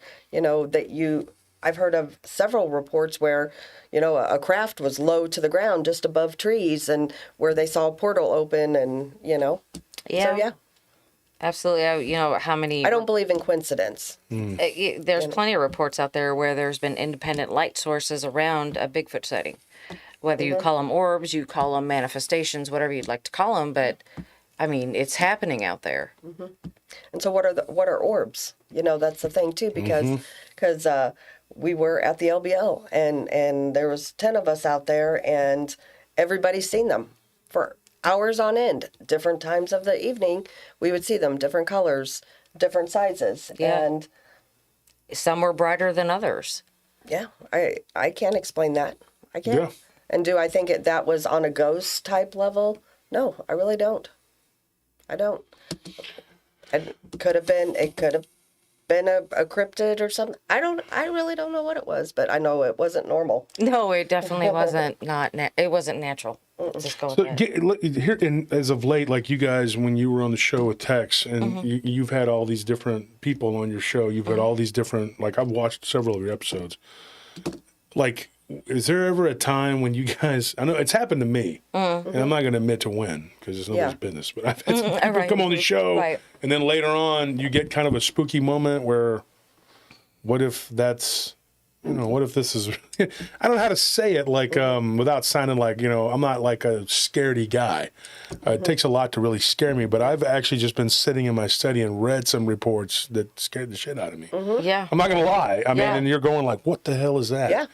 And then when you talk to the person and they reiterate it, and it's, it's almost like it's in living color, they're telling you, and then you have to sit there and go, man, put yourself in that person's shoes, and what would you do? Yeah. Like, I mean, and I guess you can go as far back as you want, but I mean, as of late, I guess. But I mean, have you had anything recently that would just scare the crap out of you, and you thought about it later on and thought, man, this is, what would I do if this happened to me? I guess if there was a something demonic in my home, because everyone who watches our show knows that I have some type of attachment in my house. I no longer think, for a while I thought that it was my nephew, that he had come back, which there were there was a lot of signs that pointed towards him. And then it turns around, and then I start seeing a shadow person, but it's more like along the size of my daughter. My daughter is 13. She's about 5'1". So, but I see the shadow, and I'll see it go from her hallway to my hallway, and then I'll look at it real quick, and then it'll be gone, and then I'll start calling out her name, and she's in her room. She can't even hear me. And then I'll turn around and I'll ask my mom, did you see that? No. I said, did Abby just go by? She said, no. So there is this thing that is going on. It has turned into something totally different than what I originally thought it was. Do I think that ghosts are transients? Some of them are. Yeah, some of them are. Some of them are, definitely. So they may come in because of what I do, what Krista and I do, that I'm more open to it, so they feel more comfortable floating in to our area and just hanging out. When they get bored of you, they leave. That's kind of us. And unfortunately, I guess it's a thing with the job that we do, that it's possible that you could bring one home with you. Do you think that's what happened? No. I think this one that I'm dealing with is I actually got basically what I would call jumped. I really think this is what happened. I was driving to work. It's about 4:30 in the morning, and there's nobody out there. I live in a rural area. I'm coming into our town, and there's one street light there. The houses are way back off from the road, and then I see this shadow person. Well, what I thought was a real person walking towards that light. I could see them coming up to it. And then I'm thinking, well, I better be careful so they don't walk on the street not seeing me, and I'll hit them. So I look back at the road to make sure I'm still on the road. I look back at them to see where they were, and they were gone. Right at that specific second, I started smelling like a burnt oil, like something in a fryer that has been in the fryer too long, and it's actually too hot, and it's burning. And I smelled that for probably about a quarter to a half mile, and then it was gone. And then with that, ever since then, I've been having other things happening in my home. And this one has not left. Should I say, this one has not left. It's been more like, it goes places with me. I am serious. I wouldn't be surprised if it came with me to Texas. Oh, God, don't say that. It goes back with her, though. It goes back with me. It's not going to stay. No, if you want, Whatever it is, you are not welcome here. Okay? and if you want to know, it is the truth. Letitia Nunley was a recipient of some happenings at one time when this thing went with us. It went with us to Michigan. It did. And it's Letitia was with you guys up in yes, Yeah, she went to a conference with us. and she doesn't do She doesn't do ghosts. she doesn't do ghosts. No, Well, no, and Barton doesn't either. No, Nope. not You at know, all. because Barton was on a show with me, Ken, and Lyle. Was it the October before last? Wasn't it? I think it was the October before last. Yeah. I don't know, a couple years, or maybe it was 3 years ago. We did a show with me, Ken, Mm-hmm. Barton, and Lyle, and we were all, and there was like a round table, like a Zoom call, Yeah. right? which is how I'm going to do the thing with the UAP project. Lyle made a joke about, I wish I could live in a haunted house, or I think it'd be cool. And Barton was like, no, it's not. No, you wouldn't, blah, blah, blah, you know. And then talking to Barton on the phone one day, and he was just like, you know, when we started talking about ghosts, the first time we had the conversation, he was just like, I don't do that. I don't want to talk about it. Same thing with Steven Seagal. He's the same way. He was like, I don't want to talk about that. It scares the crap out of him. And then finally, you know, after, 3-4 years, I got Barton to talk, or however long it's been, we've been friends. And I got him to come clean, and he was talking about being in the shower and something messing. I'll let him tell that story one day. Haunting, yeah. So I told him, I said, I know, I completely know, because I talk to people all the time. One of the, okay, I'll tell you one of this, oh man, this okay, this happened to my cousin's best friend, and I remember this like very vividly. Like, I would not wish this on, well, I can't say that, because sometimes you wish things would happen to people so they would just wake up. So I'm not going to say that, but I would not wish this on somebody who's already knows and believes. Yep. But they were in the shower and they dropped soap, right? And when they looked around, it was gone, like a big bar of soap, you know. And she was like, "I'm looking around, and it was just gone." And, you know, nowadays, I know you ladies, none of y'all use like bars of soap as some kind of specialty thing. But back when I was young, and when you guys were young, you remember when you were in your 20s, we're not that far apart in age. A lot of us just used bars of soap. We didn't have all this body work, baths. Yeah, good old Dial. Yeah, and that's That's Irish Spring. Irish Spring was a big one, right? When my mother died, she had like 3 cases of it. And I even asked her, I was like, Mom, why? Why do you have 3 cases of Irish Spring? I could hear her voice in my head. I like to stay clean. Okay, fine. But I didn't want to run out. yeah, I didn't want to run out. She had a lot of them, like, right, Anthony? Like, she was preparing for the apocalypse, man. It was like we had soap for days. I was like, wow. Who thought we'd run out of toilet paper? So, I mean, you know what I'm saying? I mean, it could be so. It could be so. When she was still alive, when that stuff happened, and she called me and she's like, Mijo, I told you one day we would need that toilet paper. I was like, Mom, we didn't need to go to Sam's and wipe them out when there wasn't anything going on. She just said, you never know. Something's going to happen, you know. Honestly, I didn't even realize when that whole toilet paper thing going on is how much I used paper towels. Even the paper towels were gone. I was like, wait a minute, I need those too. Give them back. All toilet paper and their cousins were off the shelves. Luckily for me, I have a lot of resources, a lot of connections, so I was able to make a call and say, let me get what I need. You know, but it was like meeting medical supply company. We had to travel like 50 to 70 miles to get some, so I'm not saying a word. It was like, you know, meeting somebody, you know, like what you need, man, you know, and I'm like, exactly. like you're meeting somebody in a parking lot buying drugs Got or a something. TV dealer This over guy's here. like got a van and he's like, here's some toilet paper, man. And I'm like, I feel so weird. Like this should be kilos of something, and instead it's toilet paper. But, I know, it's like, get in the van, I've got toilet paper. and everybody, it was like one of the weirdest things. Like, why that? Right. Like that was the first thing that came to mind was your butt. Right. That's what you're worried about. But yeah, it was. But anyway, I digress. So what we're talking about here is this bar of soap, and it disappeared. And she was like, I'm in the shower and I'm looking around, and she says she looks over and she sees what she thought was a spider or a tarantula or something. She's like, and I look, and it was a black hand, like a solid black with long nails. And she said that it was like putting the soap back on the side of the tub. And then she realized, I guess, that it had hit and slipped, and like kind of because she's like, it was the drain wasn't draining good, and she's like, so I thought maybe I was seeing things, but the water was clear, and she's like, and she's like, did I just see this? She saw this like black, very feminine looking hand, like where if like somebody dies and their flesh turns Yeah. black and decays, and she saw that. That's scary. But that wasn't the creepiest thing she saw. When she looked in the mirror, she saw this thing, like kind of like she didn't get a real good like look at like, you know, detail. But there was obviously some sort of feminine shape to this hand, and it was down hiding below the tub, but she could see it in the mirror.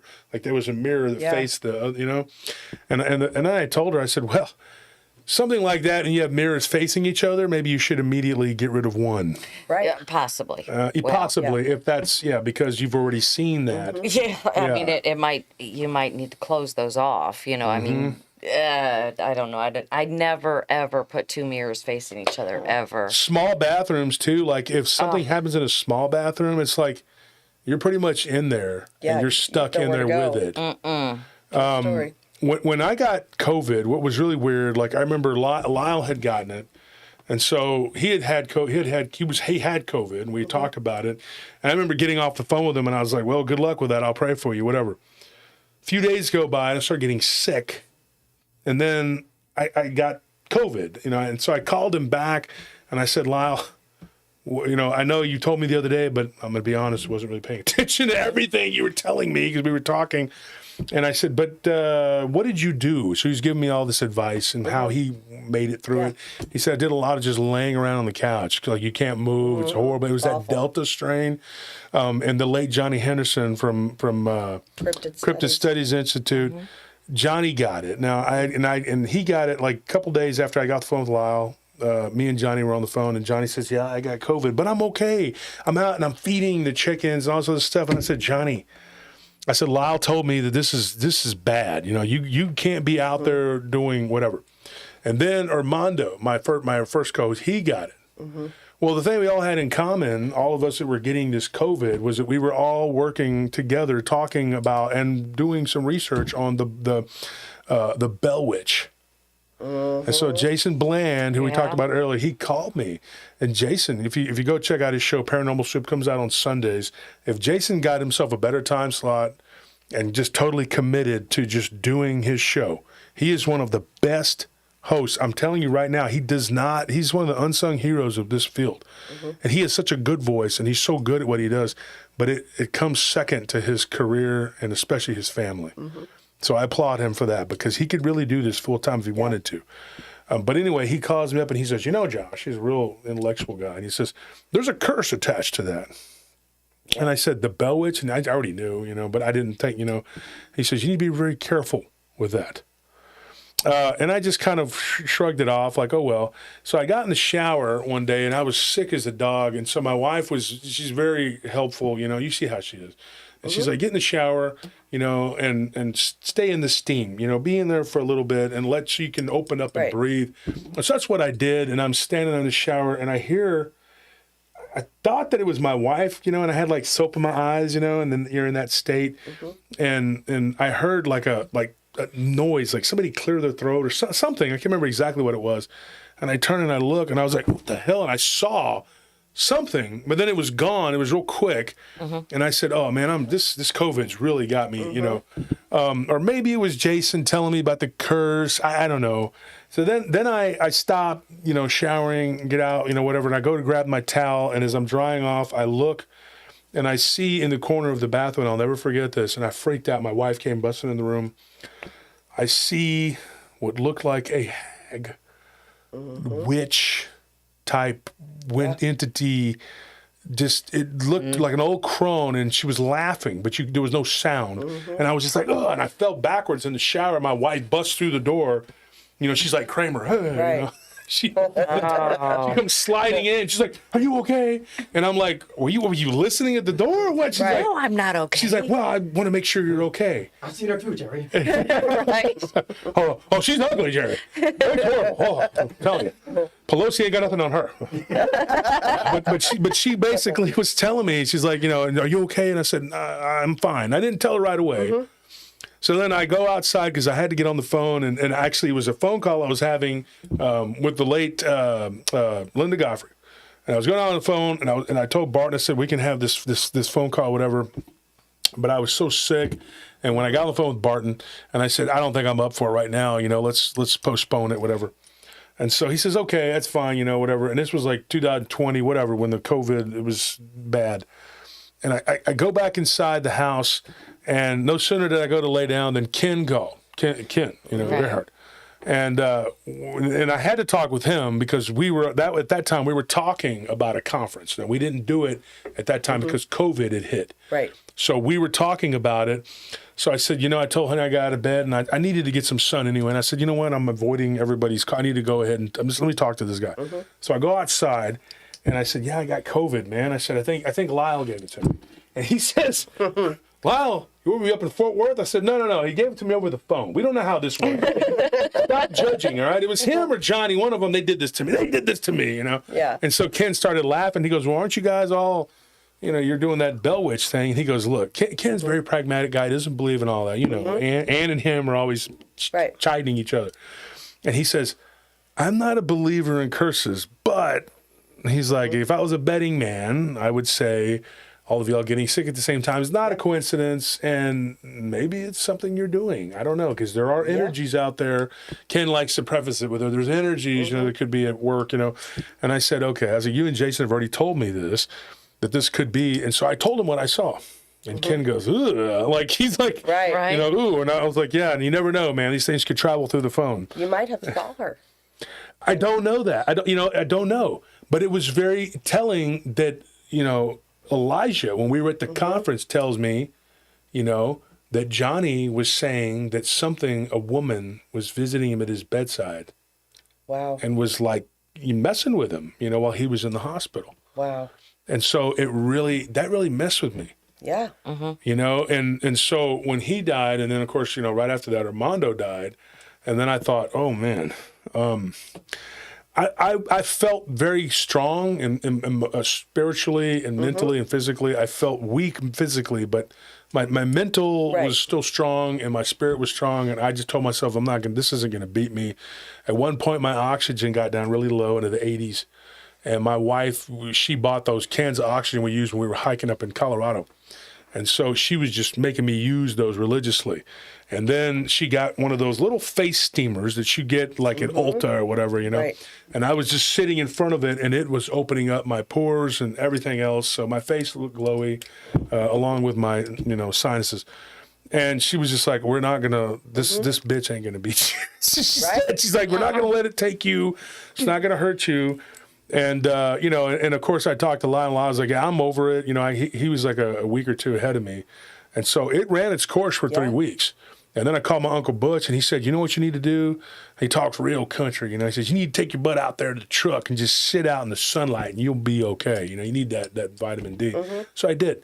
So we started taking drives out into the country and just being out in the sun, and it did wonders. Yeah, absolutely. But the mistake, I think, that happened with Johnny and with Armando both is that they went into the hospital. And they took the I'm not going to get demonetized here, but the stuff that starts with an R. Right. And I thought it was a very bad idea. And I warned him against it. Yeah. And then Johnny, he was getting ready for that show that he was going to do, the documentary, whatever, on Discovery Channel or whatever it was. Right. And so he went and started like feeling a little better, and he went to the gym. And that's the worst thing you do is break your body down more. Right. Because when you get hit with that 3-week crap, you had to just lay low. Yeah. Yep. And so I always wondered about that. If that, did something, it could have killed me. Yeah. And it did come from something like maybe spiritual. Yeah. Like it attached itself. Yeah. Well, I do have to say we don't talk about the Bell Witch, especially with Martin Groves. Yeah. I'll let you tell that one, Krista, because it is really weird. Because we were all sitting around at a campfire one night, and he's like, I really don't like talking about the Bell Witch, but and then he started telling us the story, and I'll let Krista finish that one. So he was talking about it, and we were all just sitting around the campfire, everything's going great. And next thing you know, sitting, people hold their feet out, just sitting on one of the outdoor chairs, just kind of relaxing back. Yeah, and it was so cold out there. We were just trying to keep warm. Yeah. And so literally a log fell from the fire and fell on his ankle and broke it. True story. And he was telling that story. Yeah. Absolutely did. Yeah. Right there at the LBL, right? Yeah. Yep. Bart and Letitia was there. War Criminal was there. Yeah. Gabby and Elijah were there. We all witnessed it. Yeah, it was one of those ones that have the steel drums around it so the wood won't come out of it. Yeah, it literally came out of it and fell on his ankle. Wow. So I believe I'm a believer in curses. So what you were talking about that? yeah, that very well fits been. right in. I do believe that. Wow. Yeah. I'll be right back, you guys. Okay. Yeah, that was a pretty crazy night when we. Yeah, because we sat there and we're like, he just said, I don't even like talking about the Bell Witch, and then it just kind of Just call her. her Yeah. it thing. Yeah. He, she, shim. That's Shim. It. That's it. Shim. That's it. Yeah, we don't even like talking We about that. gotta get the pronouns right. But Right. that was just a weird night all in general. And that was the night that when we were talking about the orbs that we saw the orbs too. Same night. All of that weirdness, was but- happening there. I mean, but that's the crazy thing about the LBL. You can't determine what exactly you're dealing with out there. I mean, you're talking about like 30 237 cemeteries at Land Between the Lakes. at Land Between the Legs. Really? I Yeah. had no idea. Oh yeah. That's such a high volume of Yeah. cemetery. Yes. Yes. And then, you have the little town of Birmingham there that they actually flooded to make the two rivers, the two lakes. And the graves that they couldn't, get a hold of the families to have them moved before they flooded the whole area. Those bodies and those graves the tombstones and everything are still there, And when the water's low enough, you can still see the headstones sticking up out of the water. Yeah, so they say that like if you go out on a boat during the wintertime, be careful because You could hit a headstone. you could hit one. Yeah. Yeah. A place is just a weird, weird place. Weird place. Even like when you pull on into there, daytime, it's all families in summer, everybody's camping, But man, when that sun goes down, it's a whole different vibe. Yeah. Well, the very first time that we had went together, we were in my car and I was driving and next thing you know, we started having the very same symptoms. It's like our eyes started watering, the nose started running. I was getting a very bad headache and we were just having the same exact symptoms. It was weird. There was nothing in the air, like any smoke from anything. No, it was cold. Yeah. It was like, 30 degrees outside? If not colder. Yeah, so there was no pollen flying around, so it wasn't anything to do with my allergies because Allergies, I only have seasonal. But that's what you get. I mean, it's just Just a weird place. really And crazy y'all aren't place. afraid to go camping out there? No. Like on a regular basis? No. No. I would be. No. Although I will say, last time we went, so it was you slept in your car. I always sleep in my car now. Yeah, and Bart and Letitia and I'm not gonna lie about that. Why is that? Well, I already know what's out there, so I don't care to sleep in a tent. I already know what's out there. I mean, the rest of us were in a tent. If you're sleeping in a tent and a sleeping bag, you're basically like making yourself a free taco for Exactly. whatever. I mean, Pretty much. can you see like a Sasquatch coming out there and doing a WWE move on you, like in the tent, and Cold the Stunner. flying elbow comes down, and yeah, no. But even in my car, even with my sighting, I felt so vulnerable that this thing could have ripped me out of my car and had me off in the woods before anybody could get out of their tent. Yeah. So I mean, the car is very like a false sense of security, but. Oh, you still got to break a window. Yeah, maybe I can roll to the other side and climb out. It's not going to help, but it's a hope.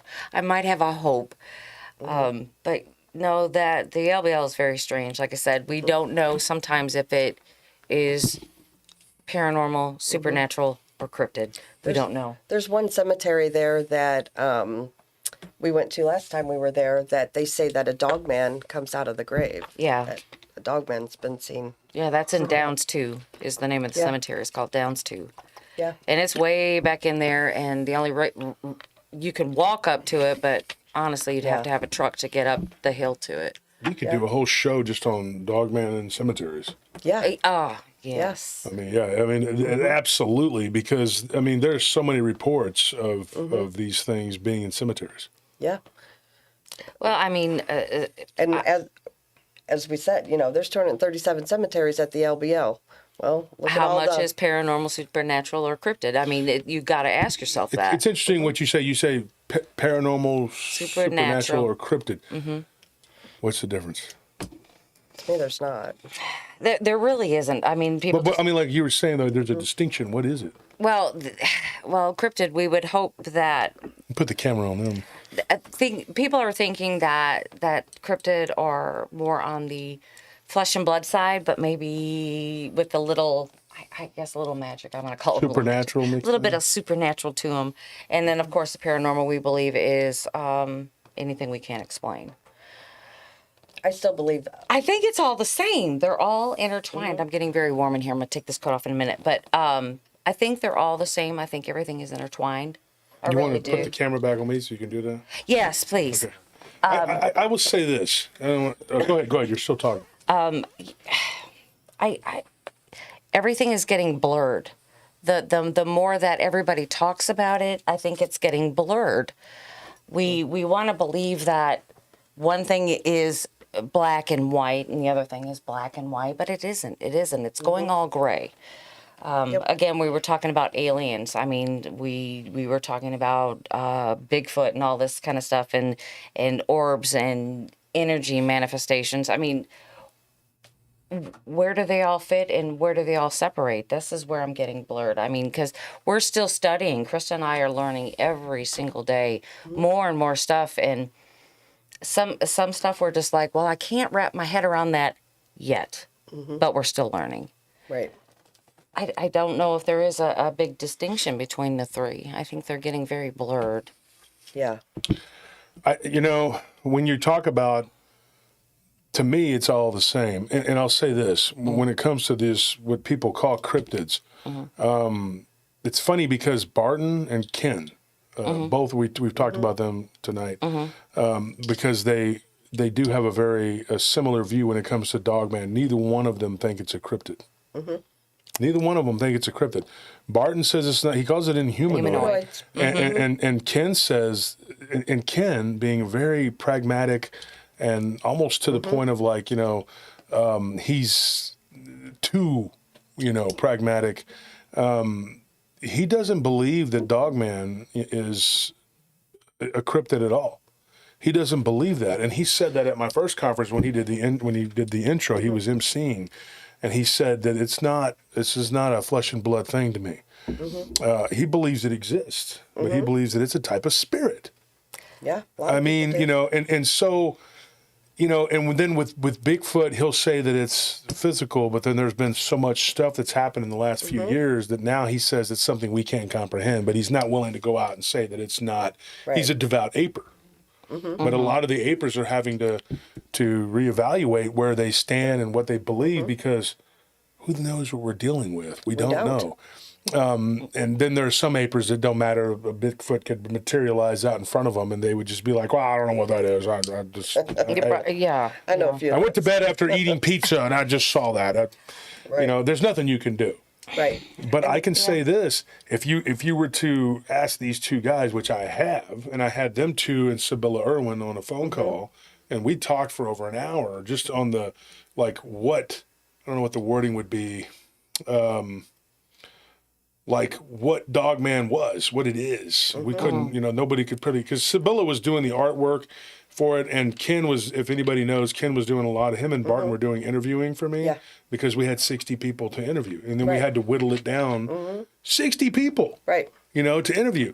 I mean, it was like, I think there was something like 50-something people that we had earmarked for Bigfoot and like 62 people for Dogman.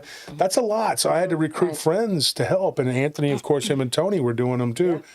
And I'm surprised I didn't get you guys to help out. Everybody was helping out. It was a family thing. But, when we were doing the interviews, we had this talk and everybody was, Ken said it in that conversation. He's like, dude, this is not like any other book I've ever written. Yeah. He goes, your book that you're writing, he's like, this is scary.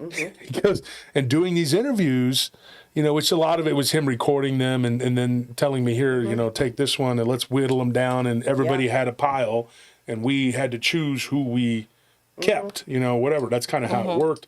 And then he goes, in all the books I've written, him and Barton both, and Sibylla, all of them, they're like, this subject is unnerving because you are interviewing people who have obviously gone through a trauma, and they totally believe, whether it, like maybe you don't believe, but they believe that something happened to them.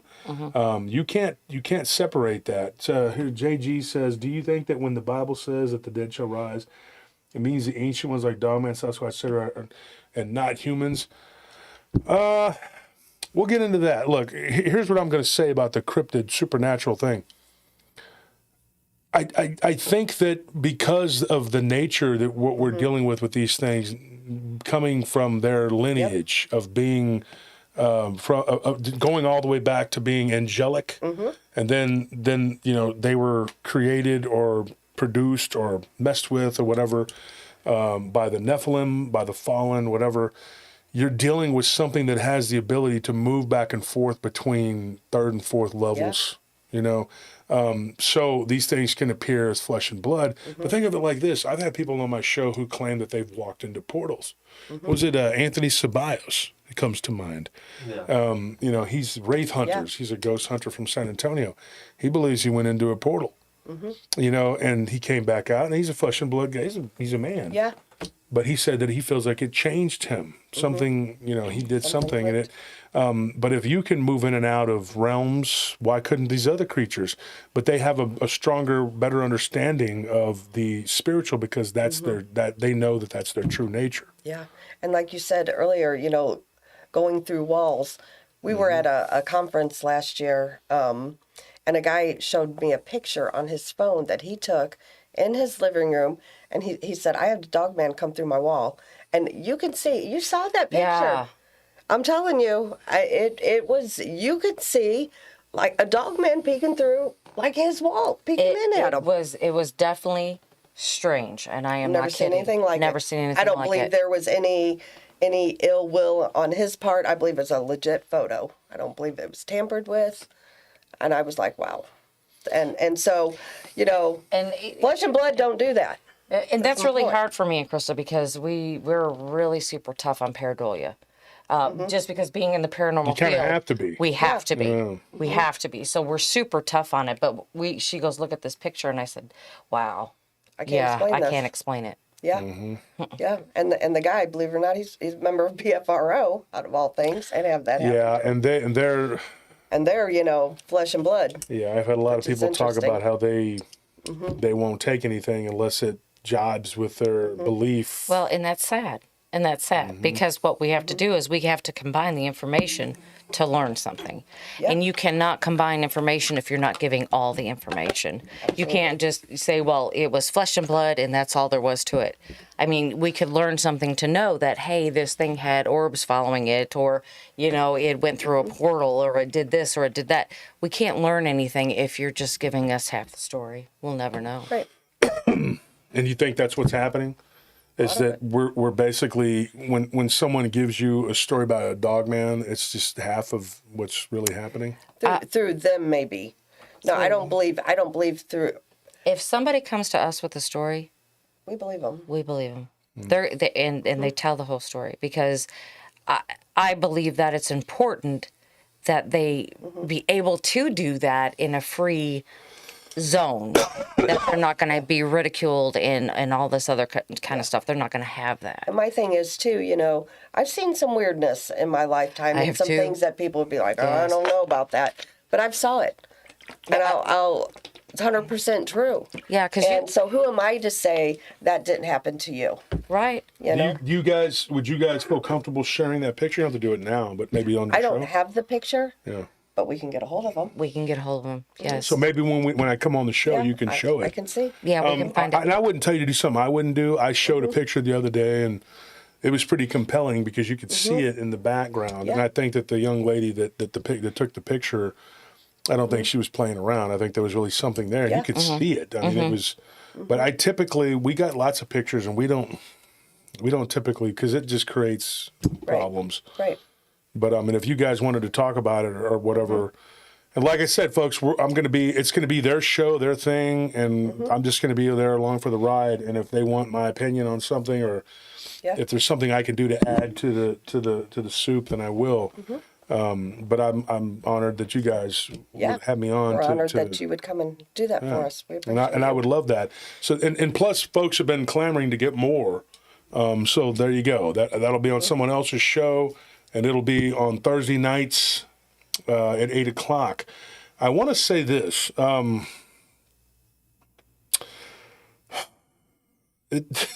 don't want what you were saying, like about something attaching itself to you and following you. Yes. That really that's really that's really unnerving, because It is. We had stuff happening at this studio at one point, and even as recently as about 3 or 4 weeks ago, I thought I saw something, and so I'm like, please make sure you take it back with you. She will. Oh yeah. No, this thing follows me. Now, I can't guarantee I believe she is the attachment. So it's stuck with me, but it doesn't mean that when I go places, it doesn't wander off and you're play. in the building. I'm in the building, so it kind of wanders and plays. Well, we were in Gatlinburg too, and Krista and I were sleeping in The Bigfoot conference. Yeah. Yes, and we were downstairs. And we had rented a house, and we were downstairs, and some people were upstairs. Well, one of the people that were with us were complaining about somebody walking around upstairs, but nobody upstairs was walking around. And then we had another person talking about their glasses were being moved, that she knew she put them in her little pocketbook, and then she got up in the morning, went to get her glasses to put them on her face, and then she couldn't find them. She found them in the bottom of her luggage bag. It was they were her clothes covered all her glasses on the bottom of it. She said, "I didn't get out of bed. I wouldn't have put my glasses over there." She goes, "Why would I put my glasses in the bottom of my luggage? That doesn't make any sense." But it always goes back with her. It always does. Absolutely. See, that's where she and I differ. She feels like it's no big deal. It's a big deal to me, because, these things over time, they can make you physically ill. They can make you mentally ill. So I've told her more than once, we need to get rid of this thing. They're draining your energy. Right. Because if they weren't getting your energy, they wouldn't be around you. Right. There's no purpose to that, unless they were possessing you, and they're obviously not. No. So it's an energy grab. But there again, I don't engage it, but I talk about it. Do you know what I mean? It's kind of like we talk about the paranormal and the spirits and that realm all the time. Of course, that's what we do. Yeah. But this is where she and I differ, because I feel like her even talking about it is giving it energy. Exactly. So that would mean I'd have to quit the show. And then I'm not doing that, We so. need to get rid of it. And how do you propose that? I mean, I know how I would do it. But Well, I mean, we're just going to have to get tough, because I'd already done the cleansing on the home, and I've done all that stuff that I'm supposed to do that I can do alone. Now, what it means for us is that we're going to have to get together, call somebody else in, and we're going to get a little tough.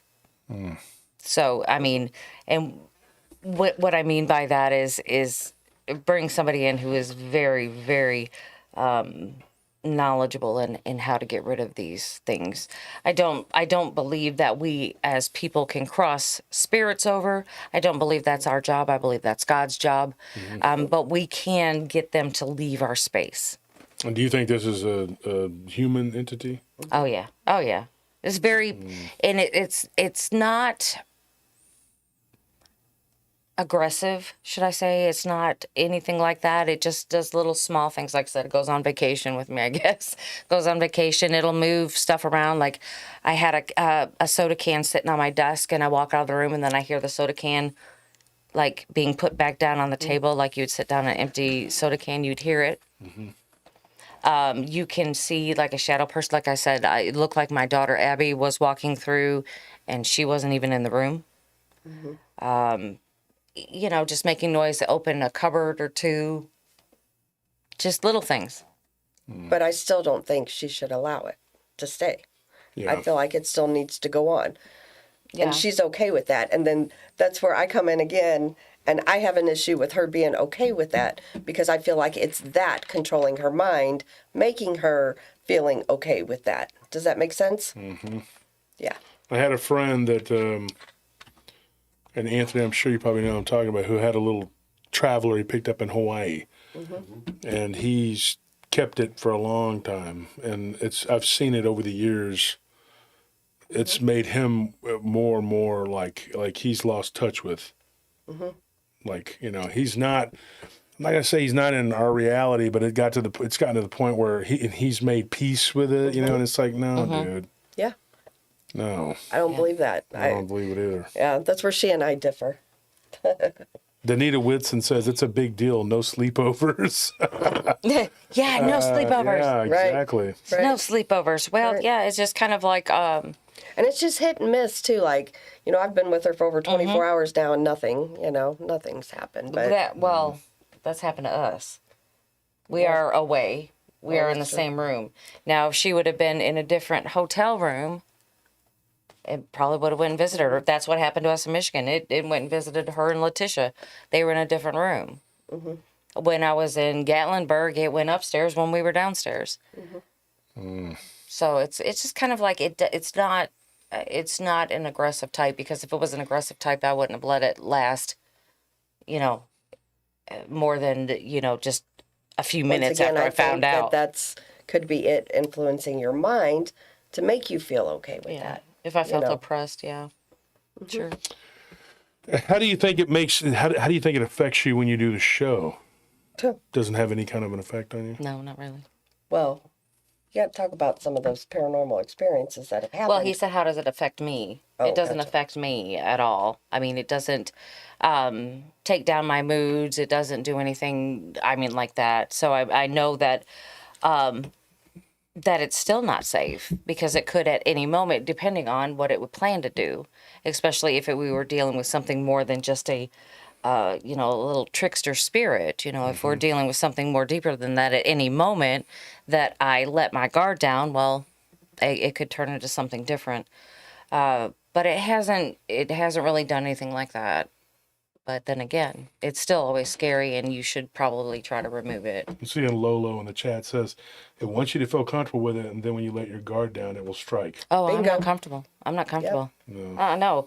If anybody thinks that I'm totally comfortable with this thing, I'm not.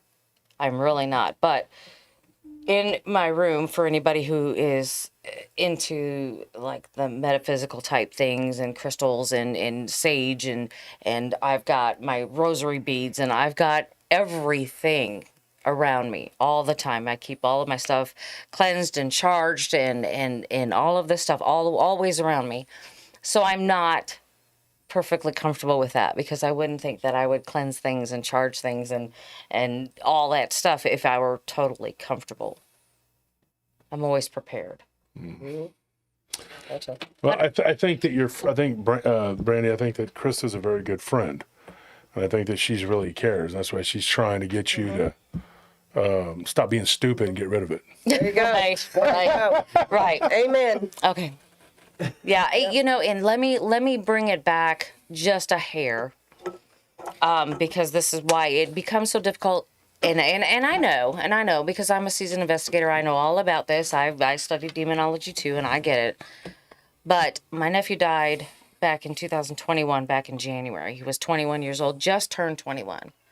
And when I was talking about it earlier, where I believe that he was in my home, because he is in my home at times. I know, I don't believe he's there all the time, but I think he comes by and he, just checks things out, messes with us a little bit. And sometimes I'm wondering if it's him, but then there's other times I know it's not him. They do different things. So how do you get rid of one and not all? Well, because I believe once you go to heaven, our loved ones always can come, and check in on us. Right. So I believe like your nephew will do that. It's not a matter of getting rid of him. He can go on his own. He's already been there. He's there. He's just, I feel like maybe checking on you. However, this other thing is not. You think he's just hopping a ride and taking free vacations? Yes. Okay. I think that if it's something good and you rebuke it in the name of Jesus, it's not going to be running away. Whatever is not of God. is going to go, because this is an unclean spirit. Yep. And unclean spirits can be physical, Yep. at one time have had physical bodies, but you also got to remember something else too. And folks, this is most important. Oftentimes, unclean spirits that are just disembodied human spirits are vessels, or I should say batteries for demons. Yeah. And demons are attracted to them. And they'll collect souls, you know. Yep. I was looking through a book one day, and it was years ago, and it was about Hinduism. And I'm not going to talk, get into a religious dissertation about. I've talked about the different religions. I did a whole show one day on the live about, and I explained each religion and the different fallacies about each religion. And and I don't remember what episode that was. We're now in the process of cataloging. We're on like Livestream 10. We got like 200 of them. Right. So we're making progress, but we only got 3 people helping. So we got to, but we got to make sure we get it done right. But we have cataloged everything on the first 10 episodes, and it'll eventually happen. And then I can go back and I could sit here and I can reference it. It'll be right here next to me or on the computer, and I could just tell you this is where it's at. But we talked about Hinduism, but what I was doing, I was reading about Hinduism one day, and this was years ago. I was like in my 20s or something. And I remember this was a book, probably out of print now, but it was like talking about demonic entities and their origins. And it was from the Middle East all the way to Japan. And when I was reading about the ghosts of India, there were a couple of different ones that stuck out. And one of them was the hungry ghosts that were like spirits of the deceased that would attach to people. And their punishment, because they were greedy in life, they have these really small mouths, and so they can't. And the fact that they're still using a physical body avatar tells you they're not transcendent at all. And so that they're still suffering a form of earthly punishment, which is something you don't suffer once you are transcended. Right. And they believe in Krishna, Kalik, which is kind of like their version of Christ. And he is the son of Brahman, which is their god. Now, a lot of people believe, and I've said this before on the show, they believe it's a polytheistic religion, but in reality, it is monotheistic, and every god in their pantheon is just a different aspect of Brahman, like every one of them. Yeah. And there's good aspects and bad aspects. There's Shiva, and there's Kali, and all these different ones, and then there's Ganesh, the elephant, Right. And so, but one of these spirits that really got me was, it was called the Collector, and it was like something, and then the picture, this was way before, like the book was made before Street Fighter. I remember Street Fighter 2, they had that character Dalsim, who had the little like skull necklace, whatever. That's based on a character that they believe is like a demonic entity, and he is an offshoot splinter of Brahman, but it's like the negative, reverse. It's kind of like in Zoroastrianism, where they have a Hari Mazda, and then they have his shadow self, which is anger. What is his name? Oh God, it slips my mind. Anyways, the devil in Zoroastrian is actually the opposite of Hari Mazda. It's his shadow. It's basically the dark aspect of him. And what this collector, and I forgot what the name of him was in Hindu lore, was that he was like a splinter from the dark side of Shiva. It was like her offspring, which oftentimes in the spirit realm, it's not birth in the way that you would think of it is. It's just like something comes off of you and blop, and then that becomes whatever. Think of like Venom in comic books, Marvel Comics, giving birth to Carnage. Carnage is like the dark side symbiote of him.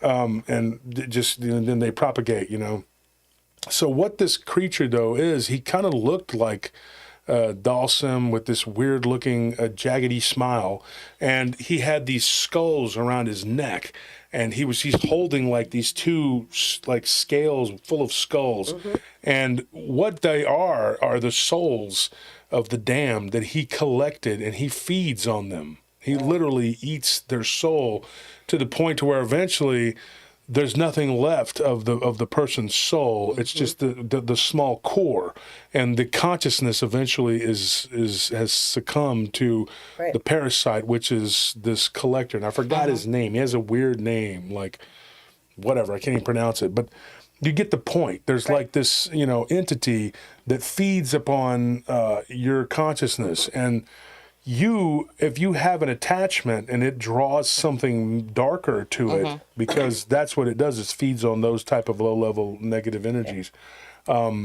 it's going to feed on you too. Yep. And eventually it can turn you dark, and you'll feel it when it's happening. You'll start to feel more and more like you can't, somebody just said the name, Ahiriman. That could be correct. I don't know if that's the name or not, but it's something, sounds something weird like that. But what's weird though, like people they take it for granted. They're like, oh, well, I believe in Christianity, so there's nothing like that. Well, actually, yes, there is. In all religions, there's demons. We're just not like making big old deals about them, because this is a lower level entity. But you also got to remember, for every demon that they name, whether it's in the Bible or if it's in, the holy, any holy book, whether it's the Jewish Kabbalah or if it's in the Hadiths of the Quran or whatever, if they name it in the Key of Solomon or the Song of Solomon, you got to understand something. A lot of times those are like generals. Right. In other words, they have a gang, each one of these demons, and if they're powerful enough to be named individually, then they have a whole like army behind them that's probably, they're kind of like warlords. And they don't all work together. That's a bunch of bullcrap too. People are like, there's this big structure and they all work together. Think of like the underworld. Right. You got a boss that's a gangster. And he's got a guy that's below him. You think that guy's loyal? Yeah, maybe. But he's just waiting for his turn, because evil is not loyal. Loyalty comes from a place of good. So demons are purely evil, so there is no loyalty. You don't think that for any second, if they could turn on their boss and become the boss, they would. Right. And so there really is no super cohesiveness. And what people I keep explaining they don't understand is that the hierarchy belongs to the Most High and His legion. And that is why the structure works. I was explained to somebody in prison, and he's actually a guy that does a ministry now in prison, and he used to belong to a gang, and I'm not going to get into the gang, but and one of the things he said, he goes, the powerful gangs that work are the ones that are very structured, and they have a very set hierarchy, and the gangs that are easily that are overtaken are the ones that are fractured and have a bunch of people who think they're the alpha male. Well, that's very much what happens in this spiritual warfare that's going on. The bad guys, every one of them wants to be the boss, and they have no loyalty. And so with God, it's like everyone knows their place. God is God, and that's it. So when you face these demons or whatever, you call upon Christ, and it's a situation that's easily handled because they all fight with one voice, whereas demons don't do that. And the first chance they get, they're going to throw each other under the bus, and they use each other as cannon fodder. I've had Rick Atcherstein here, and he talks about that whole cannon fodder mentality. But when you're dealing with a demonic entity like the one I mentioned, he's probably one of an entire race of beings that does that. There's not just one guy that does that. And he's probably like, that's just the leader, and he has a lot of them that do that. And it's like a niche that they find, just like there's an ecosystem in the ocean. That's their ecosystem. There's a niche. They feed, and they're parasitic, and they come and they do what they do. So when you're allowing this thing to be attached to you, you're allowing yourself to be tired. You're allowing yourself to be frustrated. You're allowing yourself to be irritable and angry at times when you don't even know why. And it's not you. It's the parasite. Right. The parasite is controlling you, and it's telling you this is what and it wants you to go to sleep because it's tired. Absolutely. 100% believe that. And Deadpool just pronounced whatever. Look at me, I'm the captain now. That's what they want. They all kind of do that, yes. And the problem is, hey, Mike, how's it going, Mike Turner? The problem is, that so many people, they take it as that's not real, that it's a joke, or they think because that particular demon comes from an area where they're not from, or they think that it's, whatever. It doesn't matter. I mean, they come from different regions, but there's a lot of them that are going to be in this region that are going to do the same thing. They're going to fill that niche. So just because it's not in the Hebrew pantheon, and a lot of people that are Christian adhere to that, if you go to the Fae, of Ireland or Great Britain, the British Isles, and you look at the Seelie court, the unseelie court, Seelie meaning clean, unseelie being the unclean court. What you're dealing with is a bit of a hierarchy, its own little feudal kingdom of the Fae, but they're basically on the same level as the Arabic Jinn. They're just two different. It's like being Irish and one being Arab. Right. And they're not friends. That's the thing. Two people think that they really do. These people really believe that the devil has this super sophisticated hierarchy, and they have all this, and they all answer to one devil, and they call him Satan. What they don't understand either is that Satan is actually a title. Yeah. That's not one guy. And he actually belongs to a race called the Shaitan. And the Shaitan are an entire race of beings. And they're kind of like, I guess, the hierarchy would be, they would be at the top of the food chain. Think of like great whites in the ocean. Right. But even great whites will kill and eat each other. Right. So one Shaitan will kill and eat another. It doesn't matter. But you don't want to encounter one, because who the hell wants to be in the ocean and encounter a great white? Right. Yeah. Exactly. Yeah, because if you look at all these demons as just different types of sharks, but you don't want one attached to you. Right. You definitely don't want one. You don't want to be in the ocean and have, well, it's only a 6-foot bull shark. Come on, it's still a bull shark, and it's still, when it gets a chance, it's going to eat you, because that's what it does. They're patient. They wait. They wait till you're vulnerable. And then you will also get ill, because when your energy is low, your ki is low. Eventually, ki is the Japanese word for chi, so Chinese is a little more popular. People say chi, but your energy is low. They wait until that point in time. It's like blood in the water, and then they strike, and then they're going to feed on you, and they are very much vampiric.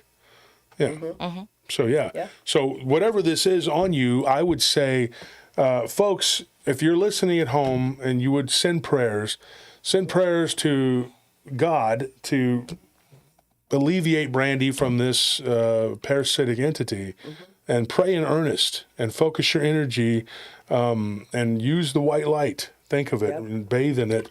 It is the power of God. And when you pray, that she can be delivered from this, because you don't want somebody, you're a good person. I don't want you to be afflicted or messed with by this. Thank you. Do you ever feel any pressure in your spine? No. No, nothing at all. Not that I would deem out of the ordinary. Because I work on my feet and I work hard. So I am not a sit at a desk type person. Okay. So, I mean, the considering my age and what I do, I have aches and pains, but nothing out of the ordinary. Well, you don't look a day over 60, so I'm going to tell you that. I was going to say 72, but okay. Thanks. No, I was surprised when you told me your age. I was like, really? Because you don't look your age. But I was going to say, if you don't have problems with your spine or whatever, after the show, I will punch you in your lower back as hard as I can to release this demon. Release it. Yes, and then if you need to, there is a hospital just literally Right down down the road. And we can take you there. And, of course, I didn't do it. She fell down the stairs. She tripped. Air pocket. While they're reeling her in, I'm like, I have a moment alone with Brandi. Right. You better tell me. You better tell me. Yeah, that's a big air pocket. You better tell him about it. Right. You start shaking her violently and smacking her across the face. There you go. Get out! There you go. No, but seriously, if we could pray that Brandi is delivered from this, and I'm not trying to put you on the spot, but I do believe in the power of prayer, and Me too.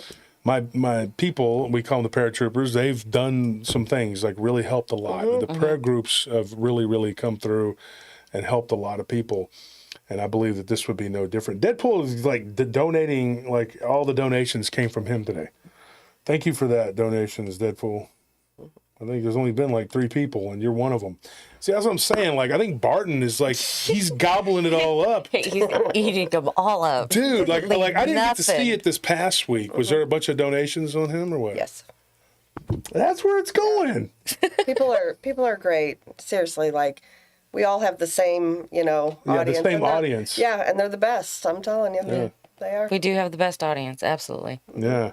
Because I was teasing Barton the other day. We were talking last week, and I said, dude, I think all the donations are going to you. By the time Friday comes, everybody's broke. They're like, Are you kidding me? Thursday they're broke. They're By done. Thursday, yeah, because Thursday they're broke. They're already done by Wednesday. Wednesday's it all to art show. Barton. They get all the money to him, and then we're broke. You know what, though? They're buying cool equipment, though, with the donations they've been getting. Really? What are they doing? Oh, Yeah, they yeah. bought a psionics or something. What was that she bought? Yeah, there was a couple other things she was telling me. Well, she didn't get it to tell me yet because she said, "Oh, we got some really cool toys, but I'll tell you in It a was minute." a psionics. And then she totally thing forgot to she tell got. me. Yeah. Yeah, there were other toys, and then she didn't tell me what they were. I'll have to. And then ask she her. got some attachment to it that, I don't know. Don't say attachment. Well, to a physical item.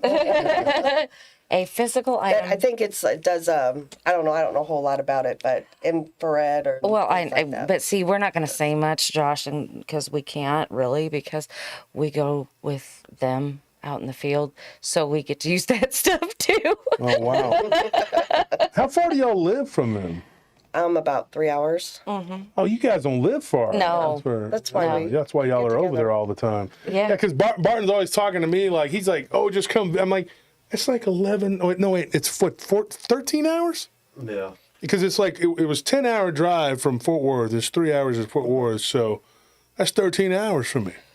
Yeah, I can't just hop in the truck and go for a ride. well, you yeah, know? because they, it takes me about 4 hours to actually get to their house, but what they say they're going to the LBL, 2.5 hours from my door to driving in.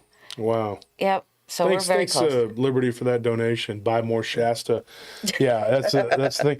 You know, at the last conference, I actually had a Coca-Cola shirt and a Shasta shirt, and I left them in the truck because I was going to give the Shasta shirt to Barton and the Coca-Cola one to Ken. That's funny. Because that whole thing started at the first conference when Yeah. Ken put the case of Shasta on Kenny Irish's table. Kenny comes in, he's like, what is all? He's such a nice guy. He's like, Right. what is? Somebody's got Shasta and cheap snacks on my table. And I Well, told- yeah, you don't have to worry about the Shasta either. Just throw a Pepsi in there. Oh, he hates Pepsi. Well, I And don't I'm like a Pepsi either. drinker, so when he's Are got you a Pepsi drinker? yeah, so when he gets Ooh. like this cooler full of Coke, I'll throw a Pepsi in there. Oh, man. You know what you ought to do to really Like make it mad? contaminate it. Sit there and come walking up drinking a Coke, and I think, I think this was the last one, and have the cooler. But there's more. Kick the cooler open. It's all and it's all Pepsi. Pepsi. Yep. Yeah, Oh, look, Drink it. wild cherry. You wouldn't drink it. exactly.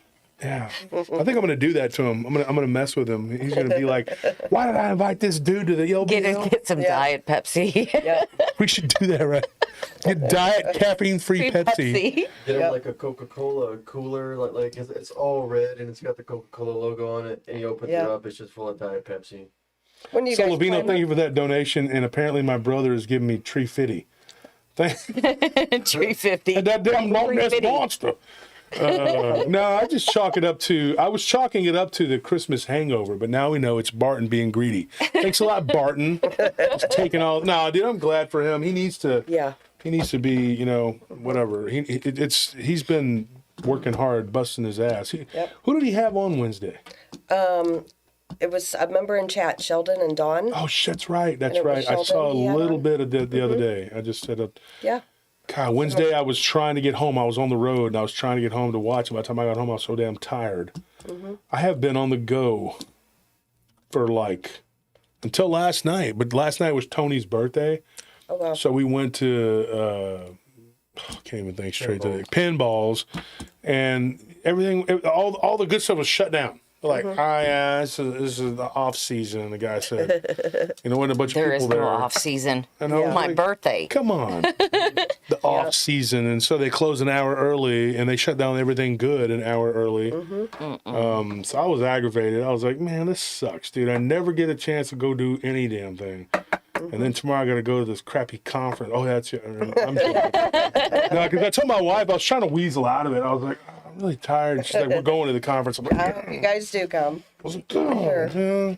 Yeah, because we were sitting there and we're gonna fit this all in and we're talking about it. And we're like making this plan. Okay, if we get back to the hotel at this time, then we got to be asleep by this time and we got to wake up by this time and we've got to be over there. And I was like, okay. And it's like, when are we sleeping? I don't get As it. long as I'm home from work by Monday morning at 8 a.m. What That- time are you guys getting up on tomorrow morning? tomorrow morning we will be up by 5 o'clock. Yeah, we got the lunch 5 in the morning? Yes, 5 in the Why? morning. Why so early? We have to be there by between 6 and 6:30. Says who? Who's making these rules? Well, We've got to get everything set up and get everything like our bands and all of that stuff for our vendors, and they're having a VIP. at 8 a.m. 8 a.m. Yes. Who came up with these ideas? Mr. Barry Klings I was what going it to told say me. the Kling brothers. I did met it. Kling, The Kling brothers. last year at the January. Yeah. You don't know where the facility's at? Because it was in a small place last year. No, but I can tell you. Give me just a minute. Well, they said they have a whole vendors area, and Yeah. that is free to the public. You can come, and even the speakers will be out there if they're not speaking at that time. They're going to be out there too. You can come for free. Yeah. You absolutely can. It's just if you want to watch them speak. It's at the Shirt Civic Center. Yep. There you go. That's not the one that I went to last year. I don't know if that's the same place. Yeah, Shirt Civic Center. Well, I really don't know how big it is, but Look it up, Anthony. See how big it is. Because last year the venue was so small. Can you have me that phone charger from down there? because you would think that this place would be. Well, Church is bigger than what I thought it was going to be. Yeah, Shirts is like. I didn't think it was going to be that big. No, Yeah, it's a suburb of San Antonio, but it's like big. Like Yeah. Round Rock is big. Like Yeah. Yep. Our suburbs are pretty big. Yeah. And Are you? I got lost twice, like in the same loop, trying to get over here. Yeah. When you hit north of Austin, all the way to south of San Antonio, it's just solid. There's just it's nothing but there's no in between. There's nothing. It's just, it's like one big city. It is. Yep. It is It's all the just way one from. big metropolitan city, and Yeah. it's like 90 miles of just city. Yeah. It's like Coruscant on Star Wars or something. It's just it's ridiculous. I mean, and I remember back when you get around San Marcos and you'd have 20, 30 miles of just woods. Not now. There's like stuff everywhere. Yep. It started to me. It was like everywhere you went, there was like a Walmart or a Sonic. You'd be out in the middle of the woods, and you're like, "Oh, there's a Sonic here. See, look at that. There's a Sonic. We're saved." Well, now it's Dollar General. Dollar General is everywhere. Yes. Like you could be walking through the Sahara Desert. You're like, "Look, we're saved. There's a Dollar General." General. Right. Story. They're like, "No, this is just the building. We have nothing in it. We just wanted to make you think, hey, something's happening." There. Right. Yeah. So I think that's going to be cool. I mean. The venue looks like a pretty good size, actually. So they upgraded from last year. Well, with the amount of people that they are coming in, I would think that it would have to be a sizable, place to put them in. Yeah. Because there's a lot of people that aren't even speaking That are coming. that Yeah. are coming.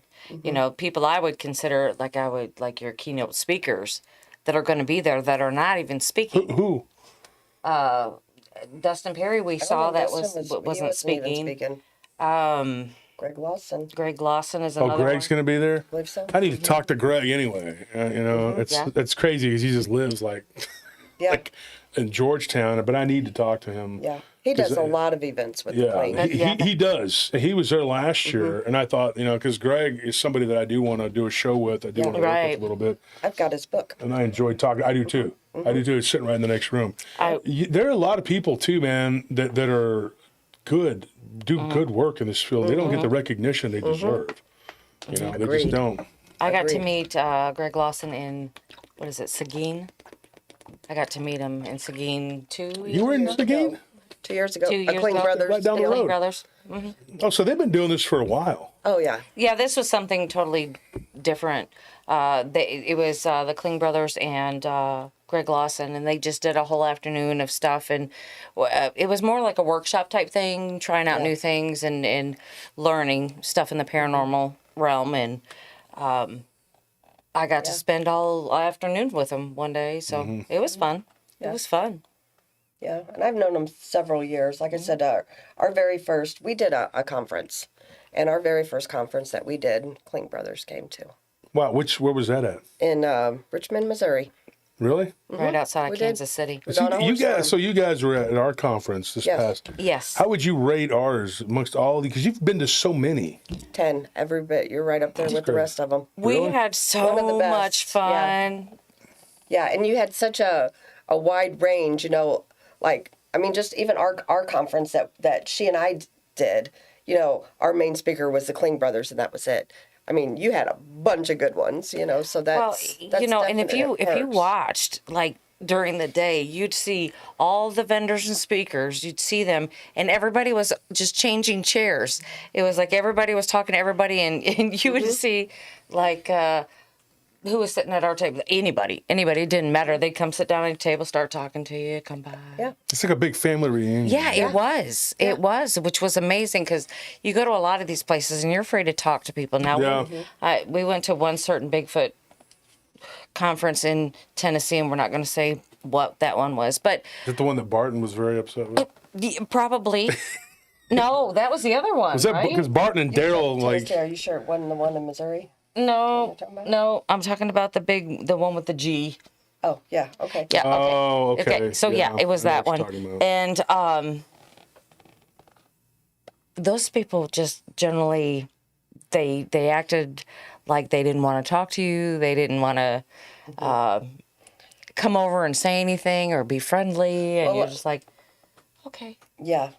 Yeah, we're not going to say any more about that because we're just not going to say anything about that. Well, it's 2024, and we've decided to let that all go. Right. You know, but there's some like I was talking to Adam Davies, who was at my We love conference. Adam Davis. yeah. He's a good great friend guy. of ours. He's such Yeah. a cool dude, man. We're hanging with him again in March. Yeah. Oh, he's Yeah. fun to hang. Oh, yeah. I'll get on the phone with him, and he tells me blast. some wild stories. Man. Oh yeah. He's got some. He's a great speaker too. Like I was in there most of the time because I had to MC. You know, and Ken said, he goes, this year I want you, he wanted me to MC because he wanted to be able to sell some books and not to be. And so I Right. told him, I said, go ahead, man. Just you know, I'm happy with Right. whatever. So I told jokes and I did whatever, and so. I was sitting there and I was just like, I went to sit down and I was sitting with Jordan and Adam comes out and he's like, hey, everybody, blah, blah, blah. And you're like, whoa, shoot, what is going on here? And I was kind of like looking at my phone, you know, and when he started yelling, I dropped my phone and I was like, you know, Yes. I was like, what are we doing here? You know, like, and Adam's all like, just real animated and goes crazy. And you're just like, holy crap. And then it was so much fun to watch. He's one of our favorite people. Man, he is good. Hey, I'm going to tell a story on him right now. So if you're listening, Adam, I'm very sorry, but I'm going to tell on you anyway. So anyway, after a conference or whatever, and a couple weeks later, he calls me. He says, hey, he goes, I was up on this bridge, and then I heard the sound, and it sounded like it was saying something, and I just couldn't hear what it was saying. It sounded like a ghost or something. I said, okay, I'll check it out. Well, I was in Broken Bow, Oklahoma at the time, and I said, I'll just listen to it when I get home, you know, and then I'll break it down, list and figure out what it was. I listened to it, and then I started breaking it down, and then I called him. I said, Adam. He said, what? I said, Well, tell him where he was first, though, because it really could have. Like, Thank you for that donation, Kimberly. where was he? He was And on that. Deadpool. Sleepy Hollow. Yeah, on the bridge in Sleepy Hollow. What is the name of that bridge? I can't even think of it right now. Anyway, the Headless Horseman, whatever that was. Yeah. Anyway, so he's like, I heard this voice, and I'm like, And okay. Miguel, thank you for that donation. So I started to break it down, and then I didn't have to get very far into it. And I called him up, and I said, Adam, I said, do you really want to know what it is? He's like, yeah, I want to know what it say. I said, it was a frog.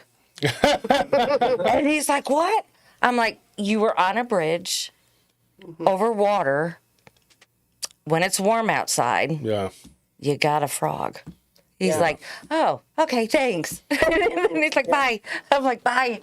I was like, okay. He's such a character, like to Yes. go out and I remember whenever I met him at the Jefferson conference and hung out with him and Sibylla and Ken and everybody. We had a big after party. It was a lot of fun. And I remember talking to him, and he's so animated. And so when we were going over the names, Ken and I said, who should we get? Because we have 2 days, right? And by the way, David Weatherly, he called me up and he says, hey, Josh, he goes, I believe in you. I believe in you. And you knocked it out of the park in Tennessee, but 2 days, and I said, I know, David, everybody thinks that it's not going to, but him and Chad Lewis they were both shocked because neither one of them, David and Chad, had been on the circuit for a long time. They were shocked at how many people were there on Sunday. It was They full could house. not. It was full house. But Ken was so mad. I'll tell you before that. So Ken goes. We're gonna Ken tell goes, on well, we Ken can get now." Adam. We can get Adam Davies, and he was in Jefferson. I said, I like Adam. Let's get Adam. Yeah. And Nick had said, oh yeah, fellow Brit. They'll have another British guy there, And so I said, and we were all on the phone, and then I called Adam, and Adam's like, Josh, I would love to do your conference. I would love to do your conference. It's so much fun. I had so much fun in Jefferson. You're such a nice guy, and your wife and everything. So then he says, okay. And then I told Ken goes, well, just like 2 weeks ago, he was like living in the woods. And so when I talked to Adam, Adam goes, oh yeah, it's this whole crazy thing. And then he just leaves me hanging, and I'm like, so you got kicked out of your apartment? I'm like, what? Oh, it's a bad relationship, and I hate society, and I thought, you know what? I want to save money, and I'm good in the outdoors. I just want to live out there. And then he goes, you're lucky I got my phone back on. And now I can talk to you. And I was like, okay. Yeah. I said, what are you doing? He goes, I'm managing a department store. And I was just like, the guy just lives his life like just whatever, He's a free-spirited guy. Yes. Cool dude, man. Adam Davies, folks, check out his books. And then Ron Moorhead. Ron was such a, when I called Ron and I said, hey, come to the conference, and nobody balked. Nobody said, hey, whatever, should we do this? They were like, heck yeah, let's do it. Great, awesome time. And so we had a great time. But Ken, that Sunday morning, folks, I got to tell you this. Ken comes in, and he's just, his little head's red, he's mad, and he's like looking around with his hands on his hips. And of course, we started Sunday at 10 a.m. Right. Because who the hell, because I knew everybody was going to hang out, and then they're going to want to come in, and nobody's going to want to come in at 8, 9 in the morning on Sunday. Come on. And Ken's like, damn, Barton, you got everybody drunk last night.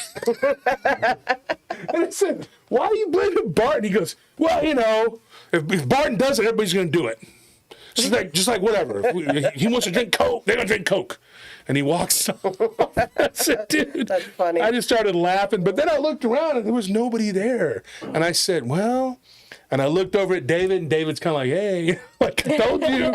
I looked at Chad, and he was like, hey. So I walked over to their tables, and Lyle was standing there, and I said, Lyle, you believe in me, right? And Lyle's like, sure. I said, okay, well, everything's going to be packed. It's going to be packed. And I walked into the conference room, and I was like, oh my gosh, I hope people show up. Then the first speaker comes on, everybody starts kind of slowly flittering in. I saw Joe Breezy come in. He looked all hungover. He'd been hanging out, at the with Barton and them, but Barton wasn't even really drinking. He was just there, and everybody else was around him, just rowdy, being rowdy. Him and his Kentucky posse, whatever, So then everybody starts coming in. Next thing you know, it's full. And then I said, damn, it was like 10:30. I walk out, and everybody's out there moving around, doing whatever. And so I went back over to Dave, and I said, I told you. And I put on a brave face, but I was kind of worried. I thought maybe for a minute there I was a little bit like maybe my paratroopers aren't coming through for me, but they did. Yep. Yes. And it turned out okay. And so I think it's going to happen again. And when we do it in New Braunfels over here, it's going to be big. Again, it's going to be the third one. But I'm telling you the truth. If we do this one, that's it. I'm not doing another one. And you're already going to lose a few people that aren't going to be able to make it. And so people are like, well, I'll get to next year. There won't be a next year.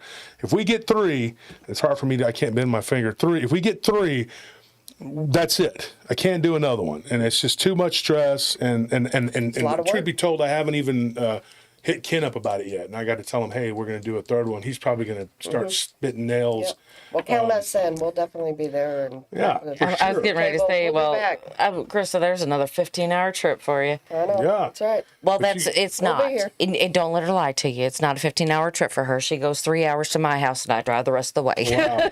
Well, you guys will be there, right? Right, yeah, because she can't drive your highways. Panic attack. She's grabbing onto the seat like she's gonna tear it off or something. She don't like those. But yeah, we will be at your next Yes, we conference will again. definitely be good. there.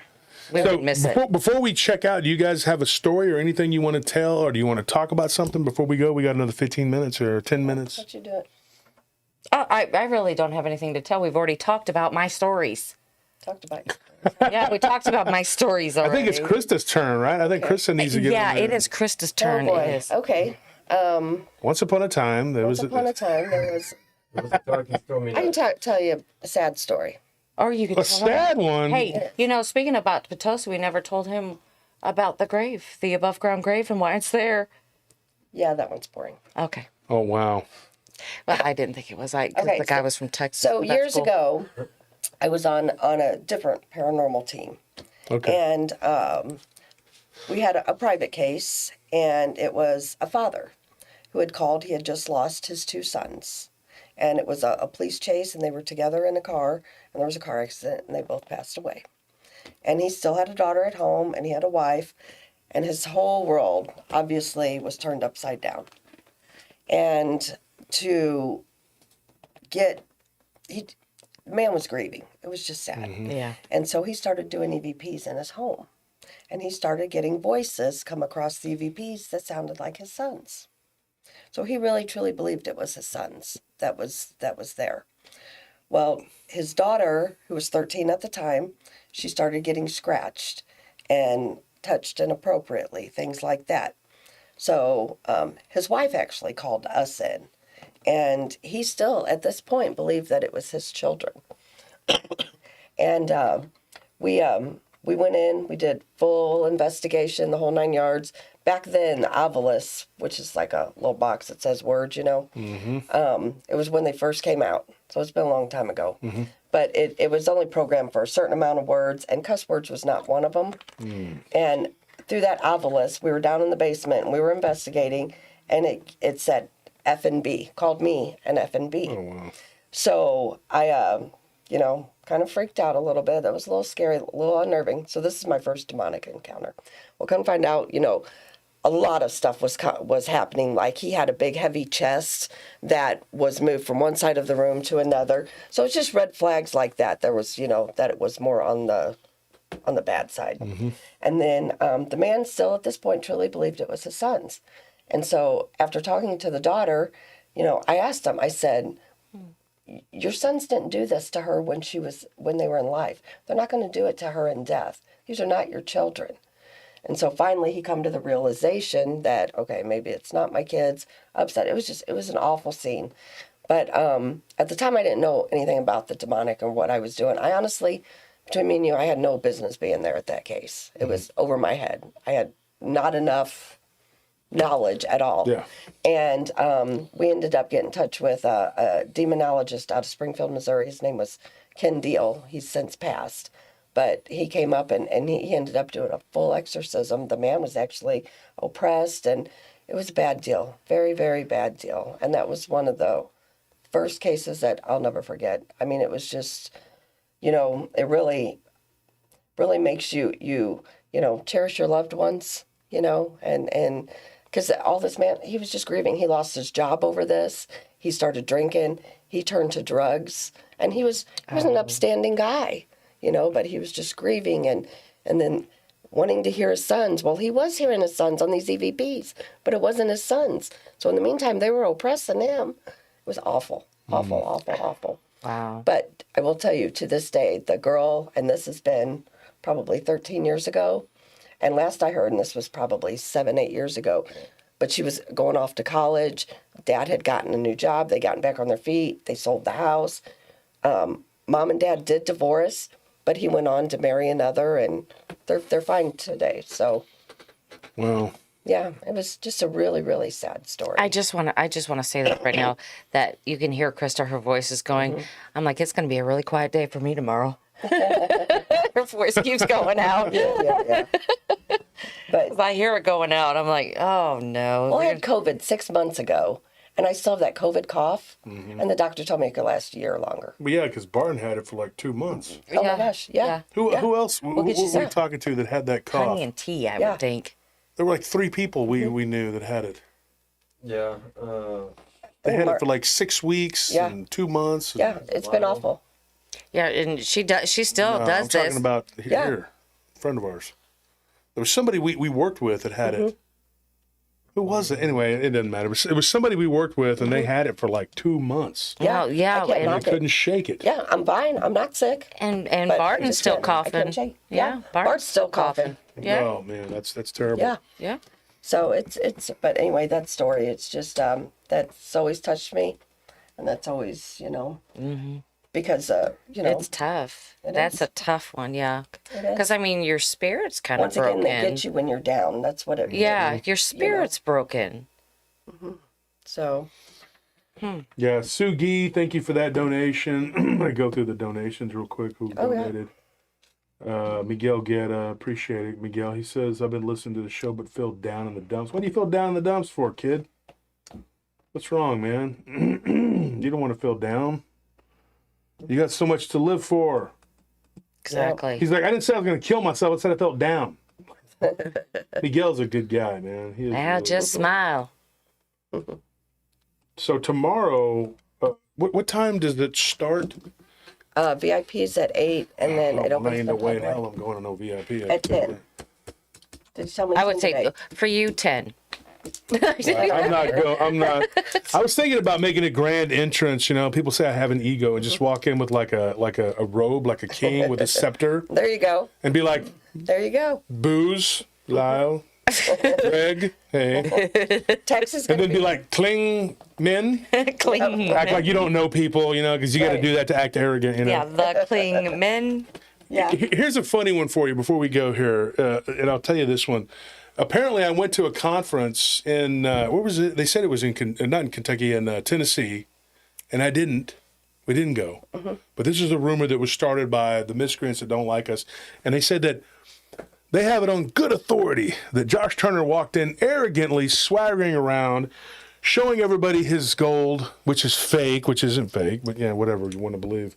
And that I went to table asking people, do you know who I am? Like, the only thing missing was me pulling Grey Poupon out and buttering it on the bread and going, Yeah. you know, it's like, what is this crap? You know, like, and then on the weekend that it supposedly happened, and it was in one of the groups, and I said, oh, yes, that was me. And my entourage of 46, you know, men came along with me, and we just tore up the place and blah, blah, blah, and broke champagne bottles on the ground and did all kinds of craziness. And I said, man, I wasn't even at that damn conference. I said I had to work that weekend.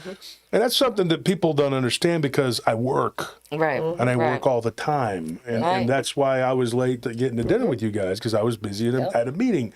And so what people, they really don't know. I mean, you know, when Bettina and Maddie came, when Barton and Letitia came, they saw that all the time that we're doing stuff and trying to have fun, I'm still working. It doesn't stop. But if you want to be successful, you have to have ambition and the will to feed it. Right. And some of these people that are teeing off and talking all this trash, you know, think about it. They have all this time to sit around and make up silly bullshit stories because they don't work. Right. They have nothing They else to don't do. work. I was talking to Garetana earlier today. He's Chris Garetana, a great friend of mine. He calls me, checks on me. I love Chris. Shout out to him. Nice guy. If I had a list of everybody that checks on me, and BMR, another great guy, great dude. Oh, yeah. Tex, great guy. You guys, you know, Rivos, everybody that checks on me, Rivos. talks to me and just make sure that I'm feeling okay and I'm doing good. They're nice people. And you know, they know that I'm a very busy person. But I always make time for my friends and my listeners. I always try to make time. But what they don't understand, though, is not the people that check on me, but these people that are listening to this crap, is that I don't have time for this. There's no time for that, because if I had time to engage in every single barb that they throw at me, when would I be working? You know what I mean? You can't, because when you're in meetings. And these people don't understand this because they're not men of enterprise. They're just full of crap. And when you're sitting in a meeting, and Anthony has since learned this about the business world, sometimes you have to sit there for 2 hours. And you want to talk about people who have egos. People who have money, like I'm talking millionaires, big money. Yeah. I'm not talking about no little, I got 6 figures in the bank. No, these dudes have, 8 figures and up. And they don't look at people as people, you know what I mean? And they don't give a crap what your opinions are about stuff. They just want somebody to sit there and talk at, and then when you're done, they're done, then they'll give you what you need. But you have to sit there and endure it. And there's times when you just want to stand up and scream, and it's like you have these little, mini daydreams in your head of just getting up with a chainsaw and cutting the desk in half, but you can't. And you're just sitting there going, and it could be mind-numbing. But you have to endure some of this stuff. Now, people think I have an ego. They should meet these people. Because people who have money, they didn't get there by playing around, making bad decisions with their life. And to them, time is money, and they don't really care. They don't care to sit there and hear about the human condition and that you're not feeling good or you're sick or whatever. And when they're paying you thousands of dollars a month to get a job done, they don't care about excuses. Right. And they'll find someone else that'll lowball it, and there ain't enough amount of kissing ass and whiskey that's going to make them change. And so what you people that keep on coming at me don't understand, that's a world you will never be a part of. So don't worry yourself with that, because you will never be that, because you have no ambition, no will to feed it. Right. You go on your shows and you beg for money. That's what you do. Okay? I can live. If somebody doesn't give me a donation, I'm fine. I don't care. I love that people help me and they care about me and it shows that people care. But I'm not going to sit there and just, listen to people who have no business berating me. You don't know me and you never will, and you'll never walk even a step in my shoes. Okay? So just keep living in your little world where you just go and people beg and whatever. That's it. You beg people for change or whatever and make up stories of conspiracies and all the other nonsense that you could think of. Call me dirty, the M word, whatever. I'm not even going to repeat it on the show because your brains are small, okay? You have stegosaurus brains, and you've never achieved anything real, and you never will. And you won't. Don't worry yourself. You will never understand what it's like to be an extremely busy person who has to work and run businesses. You won't ever have to deal with that, okay?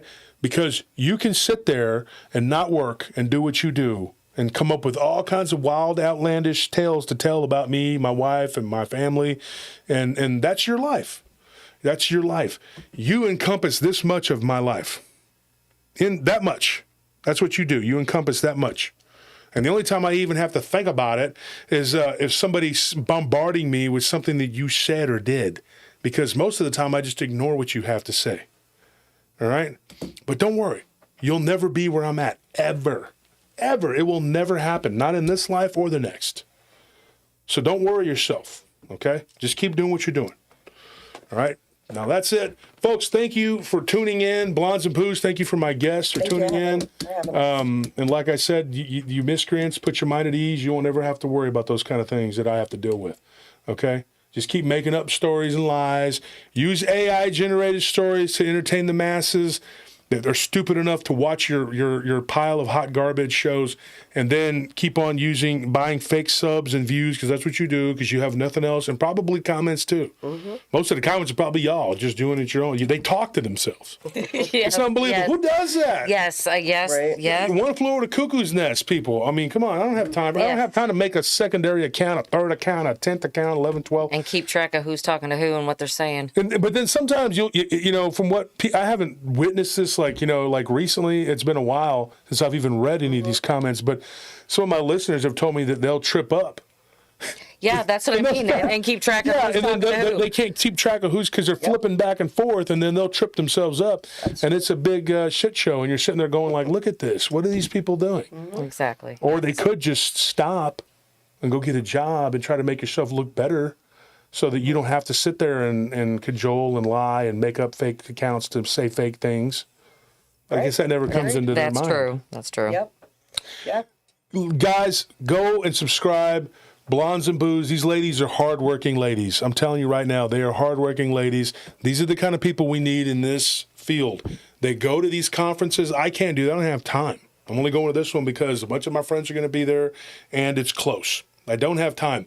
And no, I didn't go to a conference in Tennessee swaggering around and telling people, do you know who I am? Because nobody gives a shit who I am, okay? And by extension, nobody gives a shit who you are, all right? And the bottom line is you have preoccupied your life and your mind with me. And if I'm nobody and I'm a little peon, as like you say I am, then what does it say about you if I'm living rent-free in your head, okay? I'm not a celebrity, so why would you care what the hell I'm doing? It doesn't make sense, does it? It doesn't, all right? But you contradict yourself all the time, and you can't keep track of which personality is talking to which, all right? So I can understand why you are where you're at.